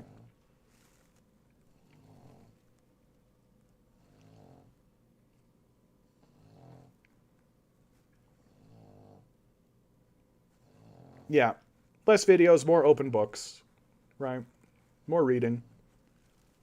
Make sure that the books that you read are not backed by the CIA or the FBI or the National Endowment for Democracy, right? Make sure you're not just flooding your brain with CIA propaganda, because that's the most devastating thing, right?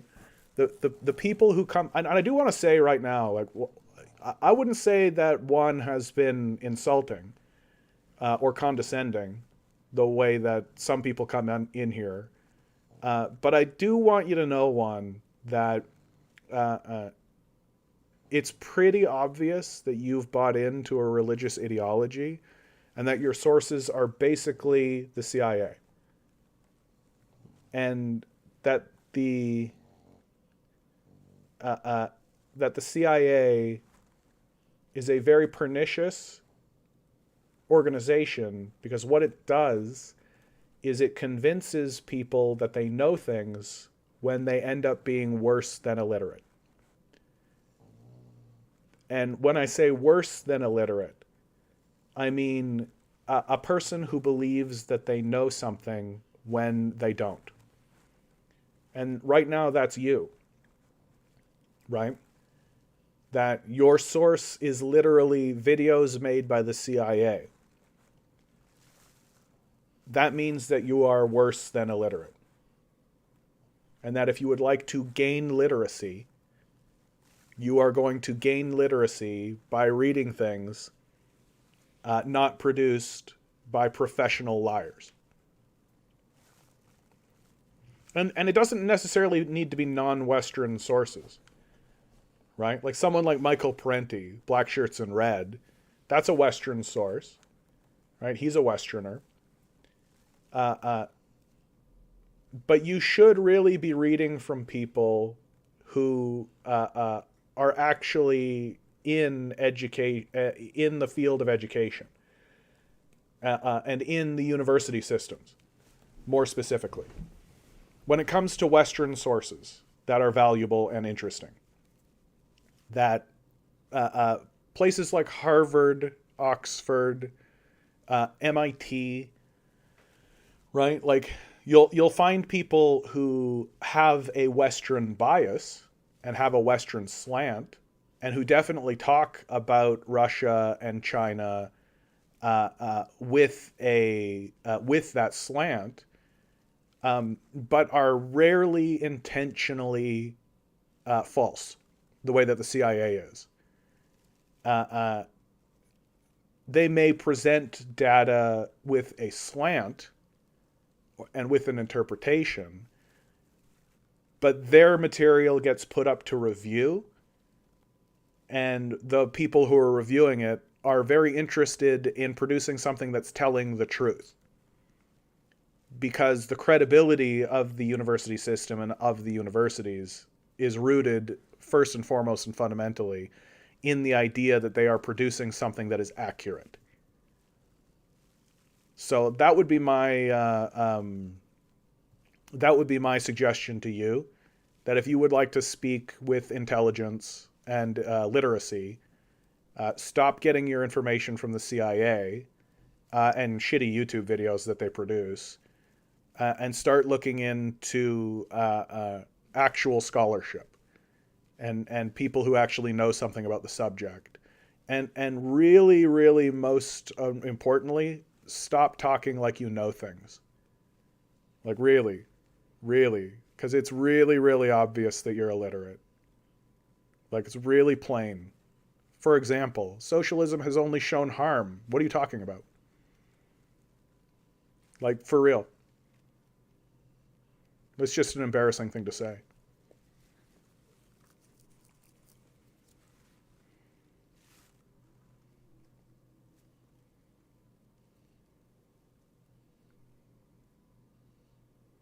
Yeah, this we know for a fact, do we?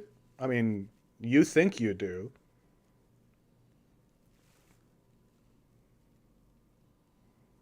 So, okay, you're very confident that socialism has only shown harm and hunger. Where? When? At what time? What year?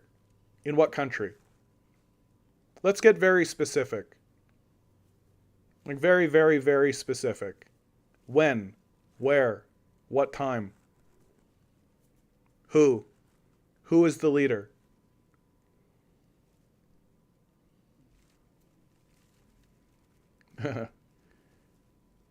God tier. Well, we've already discussed Cuba. Cuba's actually doing very well. Once you remove your religious ideology, it's experiencing a trade embargo.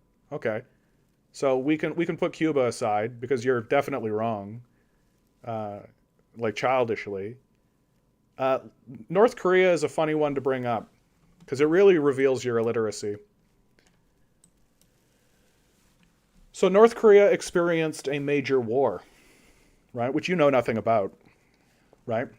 Because you're not literate. The Korean War, like North and South Korea used to be a unified country, right?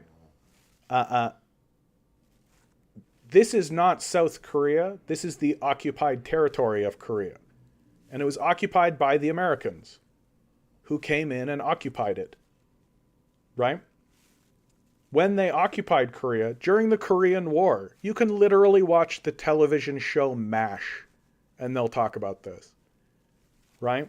Like it's perfectly understood to anyone who actually reads, so not you. And then you have North Korea, or the unoccupied territories of Korea. That when the Americans invaded, they were able to push the military forces into what's called North Korea, the unoccupied territory of Korea. And then they proceeded to carpet bomb Korea into the ground. They murdered 20% of the civilian population of Korea. It was, like all American military actions, genocidal and psychotic. They turned Korea into rubble. They destroyed every single structure in Korea, right? In the unoccupied territory of Korea, while simultaneously occupying the southern area of Korea, what's currently called South Korea. So North and South Korea are technically still at war. They have never declared a truce. They have never declared an alliance. They have never declared peace.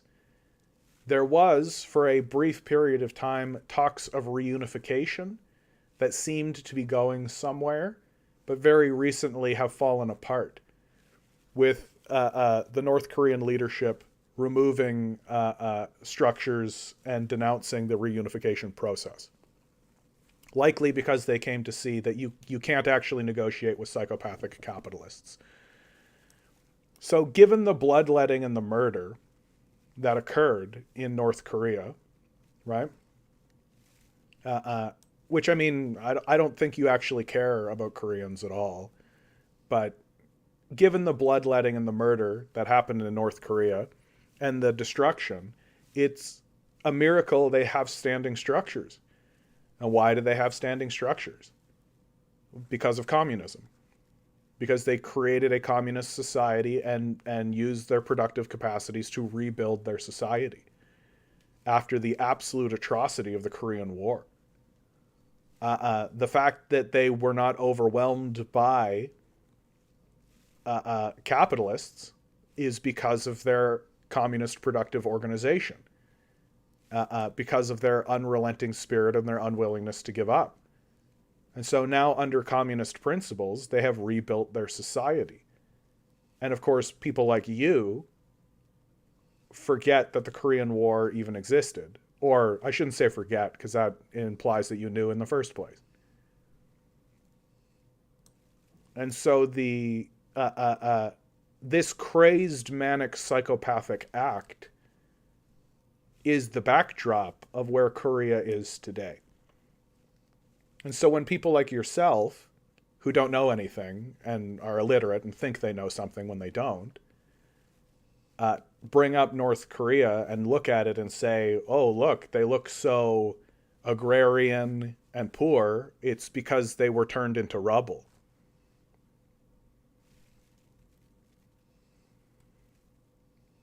Standing structure with millions starving, the population is failing. Yeah, again, please stop listening to the CIA. Like, it's just embarrassing. There's no evidence that people are starving. Like, you can literally look at videos, man. Like, it really is embarrassing. Like, North Korea walk around video. Like, you can go. Like, you can just look at it. Like, this is, oops. This is what makes your perspective so embarrassing. Is that while you're sucking down CIA videos and ingesting ridiculous propaganda from fraudulent liars who have every incentive to lie to you about what's going on inside of North Korea, we're literally able to just go look at North Korea. Like, we're able to just, like, walk around North Korea. Oh, starvation. Oh, disaster. Oh my God. It's such a terrible, terrible disaster. Why didn't you pick the other video? Okay. I only picked this one because I'm aware of it. Sure. I haven't watched this video.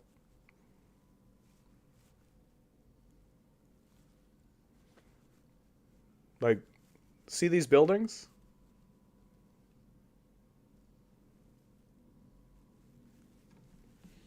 People celebrating. They're literally crying. And do you know why they're crying? Because many of these people literally experienced their entire country being in rubble. You see all the buildings? You see everything? You see all the structures? You know why these guys are smiling? You know why they're having a fireworks show? Right? It's because this was all rubble. Within living memory. You know, if you actually care to have a living memory. Like, this was all rubble. This was rubble. Rubble. All of this was rubble. Rubble.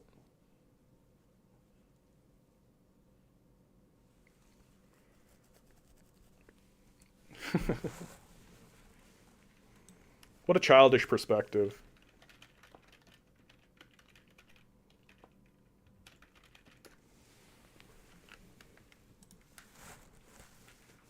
This is Queen Elizabeth's funeral.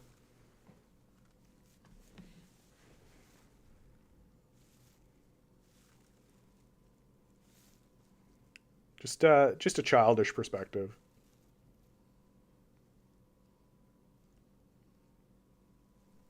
This is normal though, right, Juan? This is normal and regular, standard stuff, right? Totally normal, not at all cultish, right?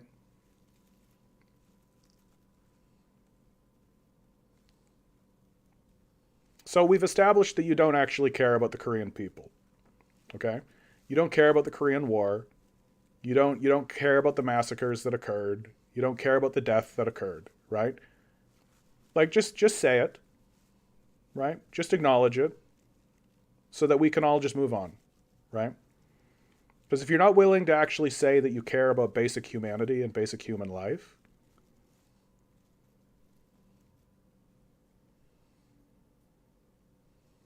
yeah, you might want to ask why they would cry for their leader, right? I know that you're so used to capitalist bourgeoisie democracy. So leaders that should be ridiculed are ridiculed, right?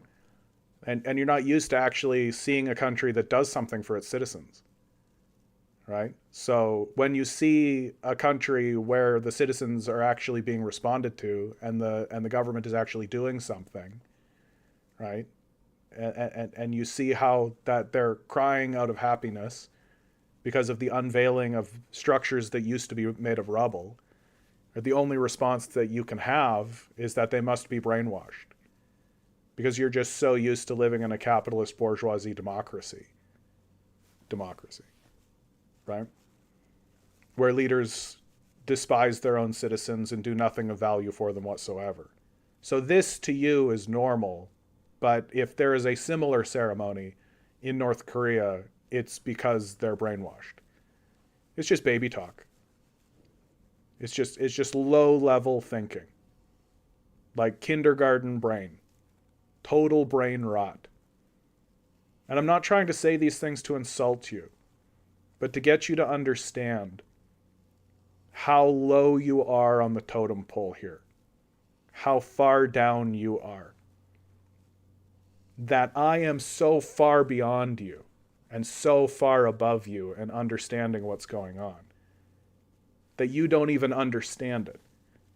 That John Cleese has a statement that I think applies here, which is the trouble with stupid people is that they're too stupid to know how stupid they are. Because if you're looking at this and thinking totally normal and cool and fine, but looking at a similar thing happening in North Korea and think weird and cultish, that makes you stupid.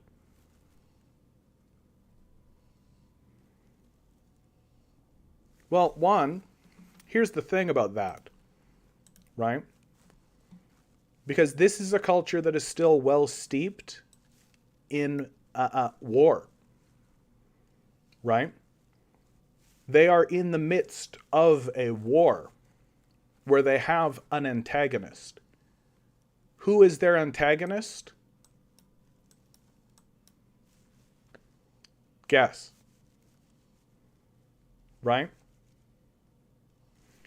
A strategy that the United States uses in order to depose leaders and to overthrow leaders is what's called a color revolution. Okay? You can go read the documents on this.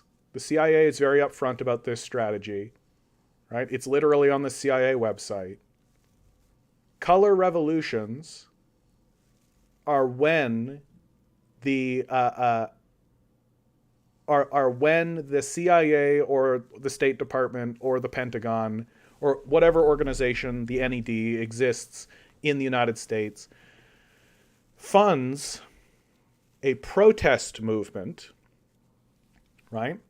Or a smear campaign or a propaganda campaign in a country with the intention of using that as a Trojan horse.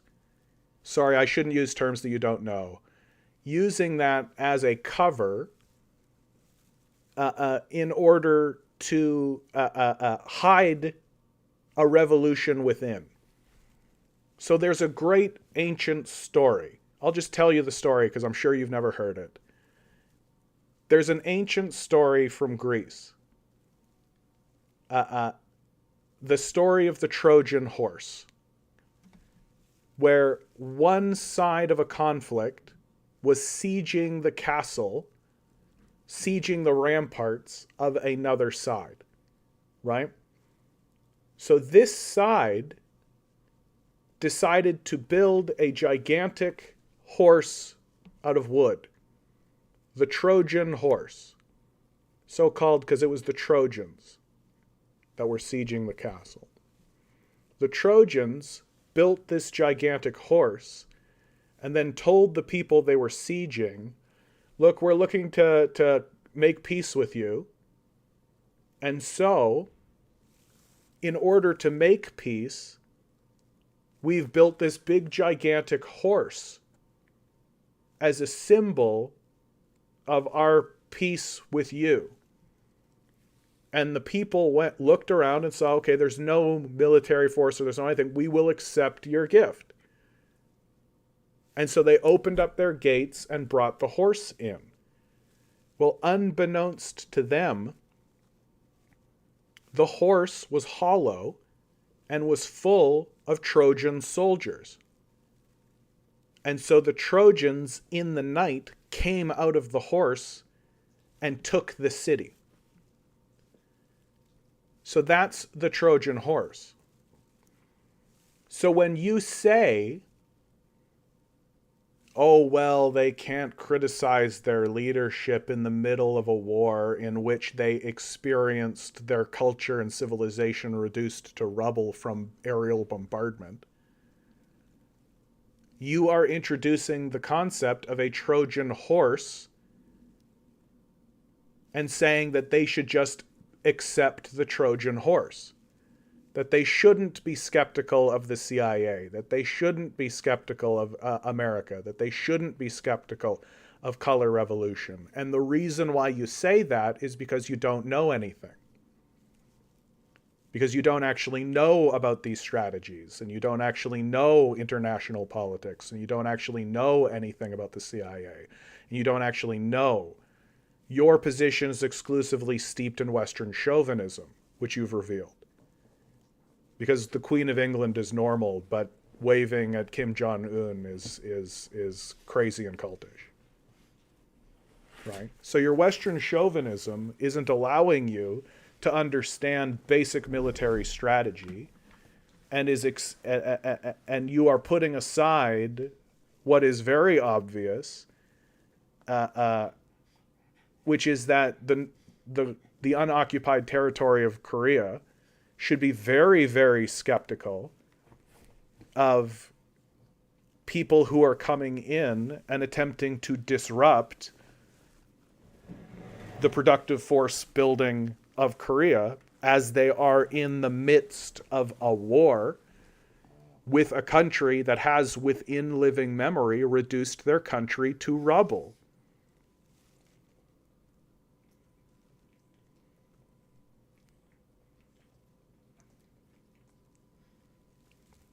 Thank you, XD. I appreciate that. The Messenians. It's been a while since I've read this story. The Messenians, the besiegers, the Trojans were the besieged. Thank you, XD. I appreciate it.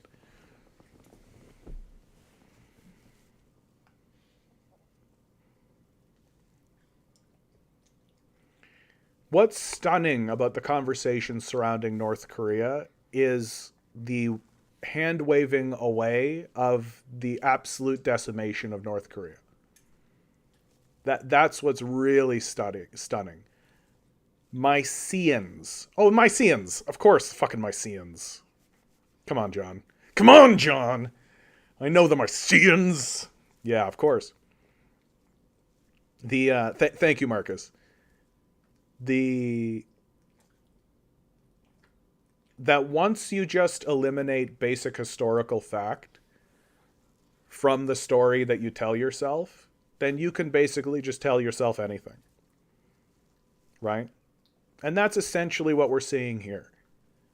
that, oh, the North Koreans, they act so crazy, and oh, they're so, oh my goodness, they're this and they're that.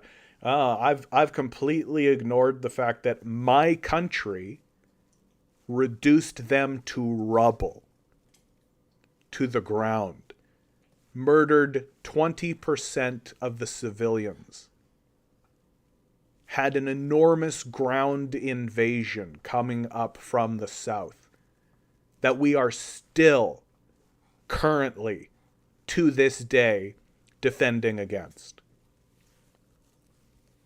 It is absolutely insane, crazy, bonkers, go nuts, baby brain rot, childish to ignore this reality and pretend as though what is happening in North Korea is just happening because communism is weird. The word stupid does not begin to explain it. It is brain rot. And I'm sympathetic because that brain rot is inflicted upon the populace by external forces like the CIA, like the NED, like the State Department, like the Pentagon, who have every reason to lie to you about North Korea, which is, again, to reaffirm it so you don't forget, a country that we reduced to rubble, whose citizenry we murdered 20%, and that happened in living memory.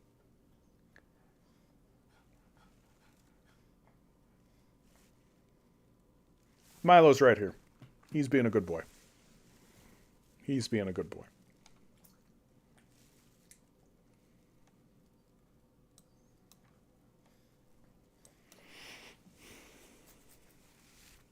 To say that communism has failed in China is an embarrassing thing to say. Just an absolutely amazing, amazing, hugely embarrassing thing to say. The Communist Revolution was an extreme turning point in the history of China. That before the Communist Revolution, China was considered what they called the poor man of Asia. It was the kicking boy of Asia. It had been invaded and dominated by imperial powers, including Japan, France, England, and Britain. Sorry, England and America. You know, the West, generally. It was full of slave plantations. It was full... The sick man of Asia. Thank you, XD. I appreciate that. The sick man of Asia. Correct. The West was funneling opium into China to create a massive drug trade. It was doing everything it could to do what America and the West has always done, which is colonize and take over, enslave, in order to extract value from countries they invade and destroy. It's from this that the Chinese Communist Party under Mao arises. The West, distracted largely because of its internal conflict of World War II, thanks to the capitalist Adolf Hitler in the Nazi Party. Because of that conflict, the Western powers are distracted, and so Mao and the communists are able to fight the imperial threat internally, including the Royal Party, which is the oh, someone help me up. The ruling party of China at that time was I forget their name. And they ruled from Taiwan, the island of Taiwan, a province of China. And Mao took China over, freed China from the grip of the imperialists, the Nationalist Party, the KMT. Freed China from the imperialists and began the process of building the productive forces rapidly within China. This was the goal of the Great Leap Forward, which, even though Westerners like to criticize some of the failings that occurred during the Great Leap Forward, was widely successful. It helped industrialize China at a very rapid pace.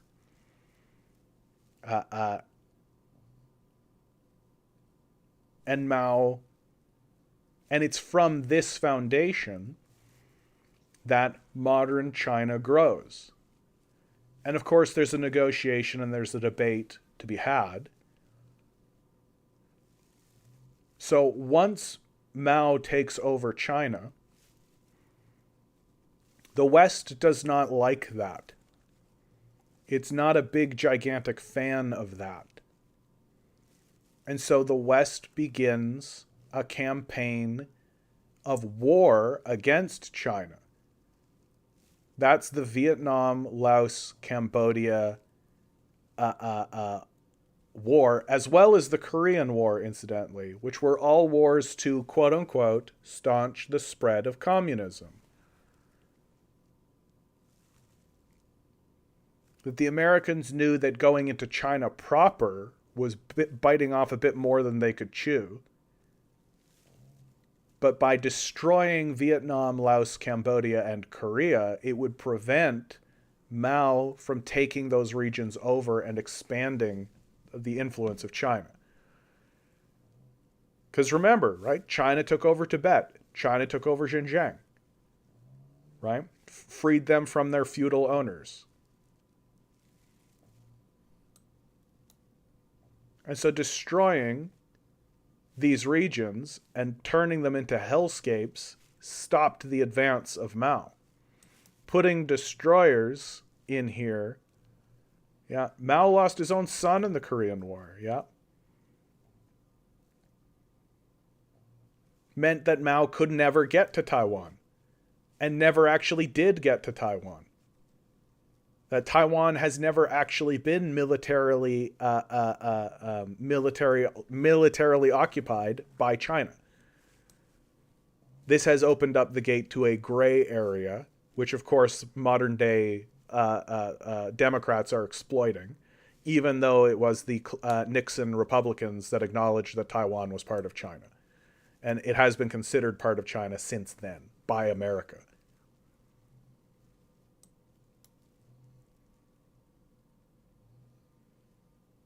And it's under this,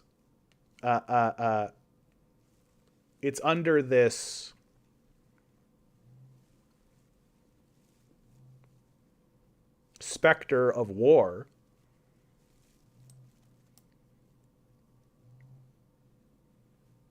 that China begins a policy of appeasement. And they open up their borders to foreign investment. And they do so in order to stop the antagonistic relationship between China and the West, and stop warring.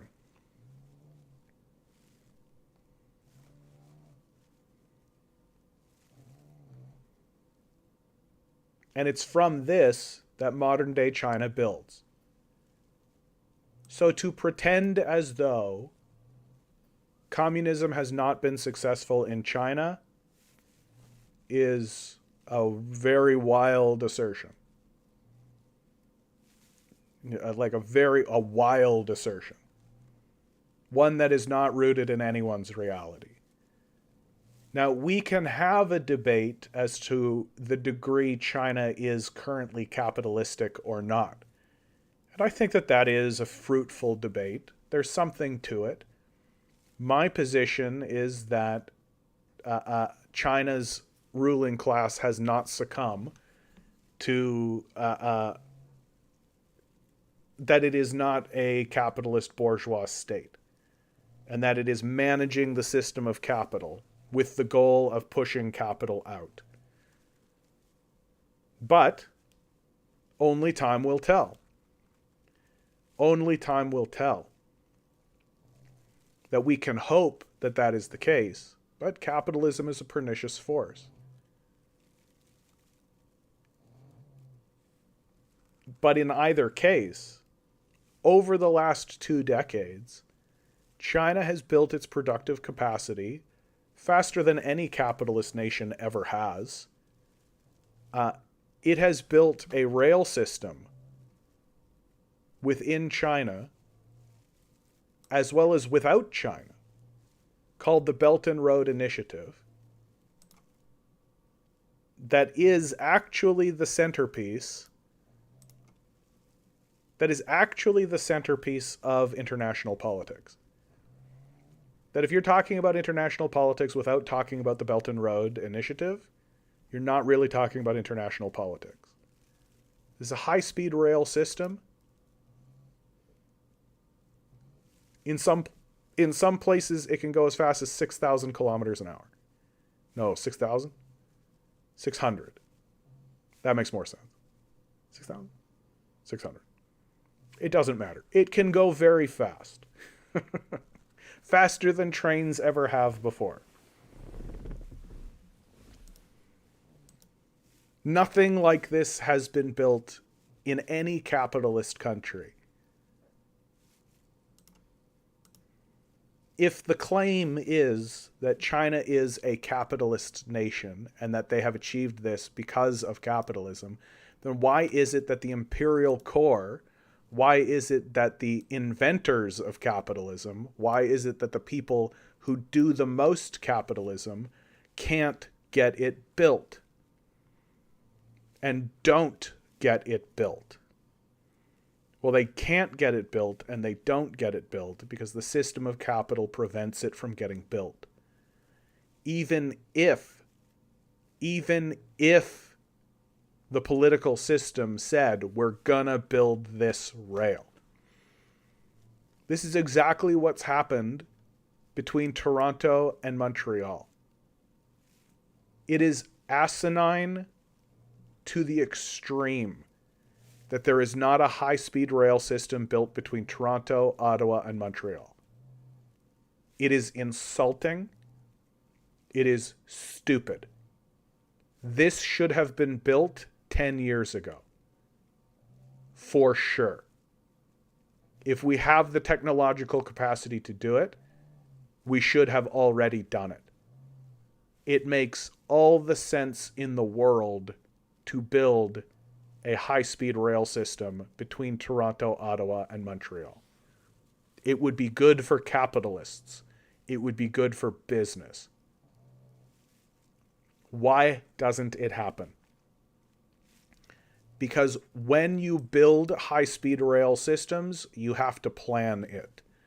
There's no free market solution. Someone needs to say, this is the land in which the rail will exist. The rail will go down this parcel of land. That means that land needs to be bought. That means that land needs to be bought under a capitalist model. The politicians, the political class, is not going to simply say, oh, we're going to take that land and we're going to use it for ourselves. Thanks. That would be considered a scandal by the capitalists. And so what happens? Well, the politicians will hire a commission, right? Which will say, oh, we could take this land and we could put the high-speed rail right here over to Kingston and then up here down over to Ottawa.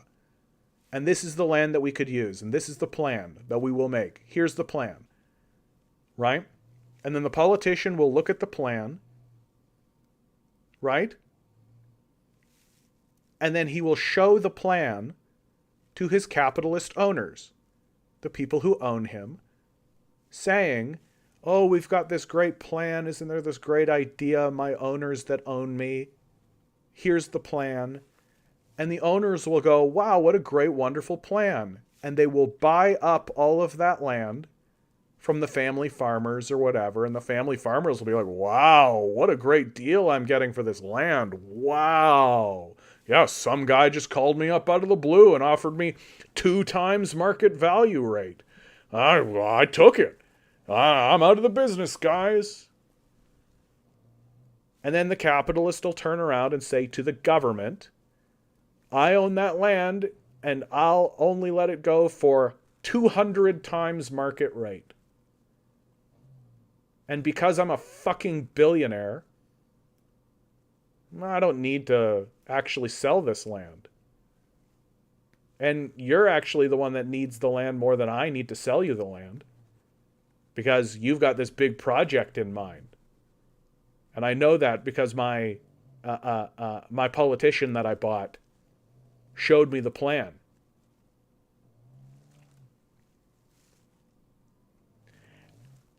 And they're all doing that. So there's a bunch of capitalists that buy up little parcels of land here and there and get in the way and cause problems. And so the project never gets done. Because instead of the project costing, let's say, $2 billion, it ends up being $200 billion. And the politician can't turn around to the electorate and say, yeah, that $2 billion plan's actually going to cost $200 billion. Not if he wants to stay in power. So the whole thing fucking falls apart and nothing happens. Why? Because the system of capital fucking sucks.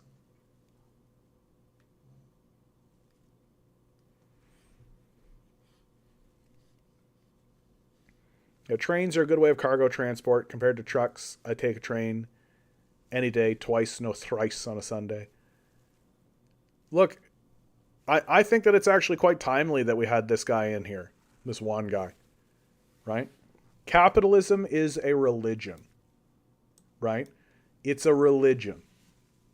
Capitalism is a death cult. It thrives on Western chauvinism, xenophobia, and racism. It thrives on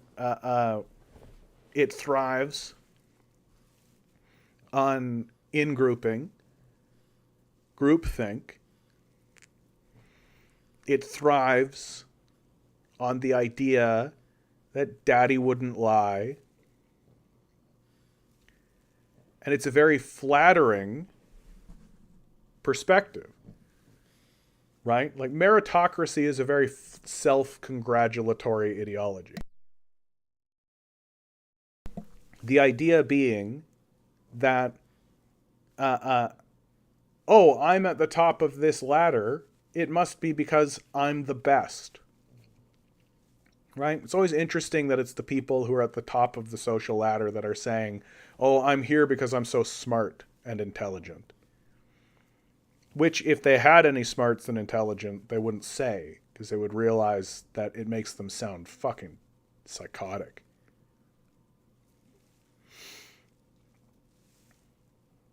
It's a system that worships the individual or worships the self.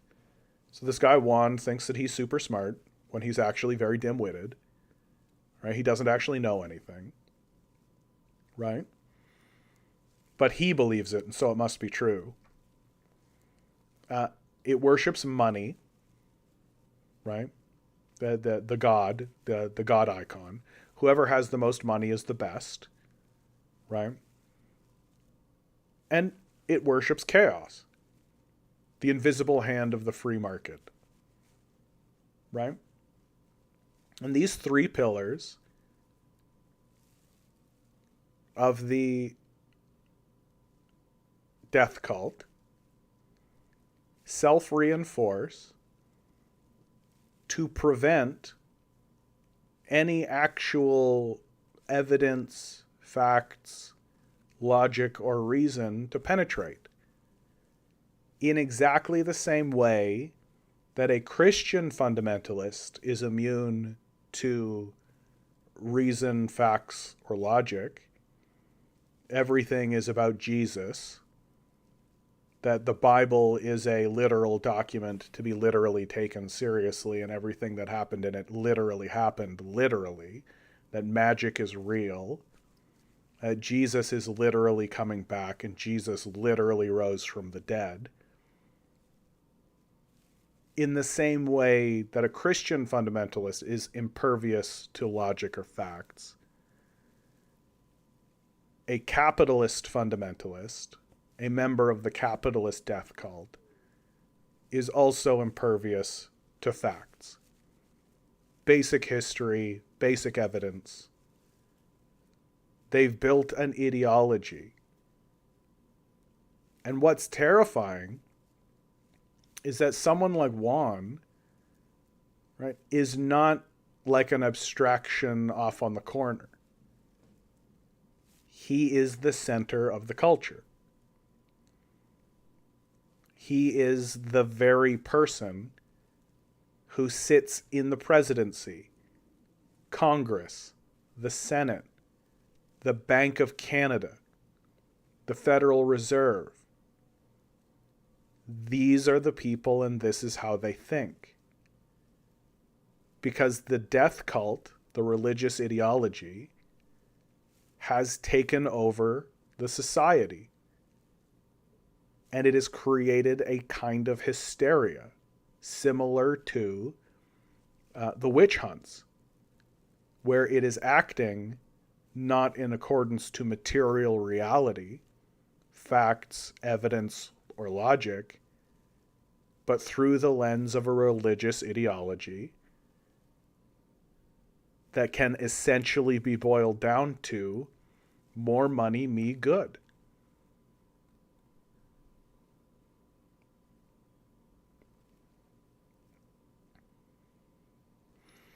And so we continue to explain, and we continue to explore, and we continue to reveal and shine the light.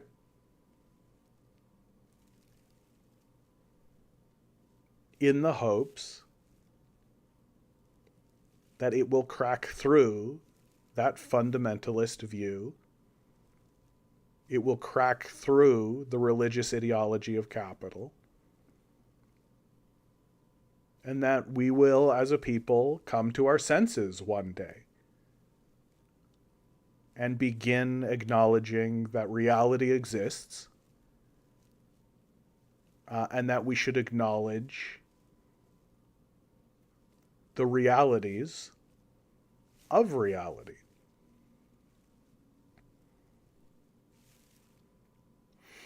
With that,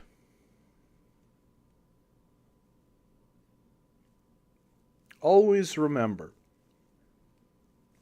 each and every one of you is a quantum being walking around in quantum energy. These billionaires are spending hundreds of billions of dollars in the hopes you'll never realize it. You'll just stay the good little commodity they need you to be. Revolt. Rebel. Repent.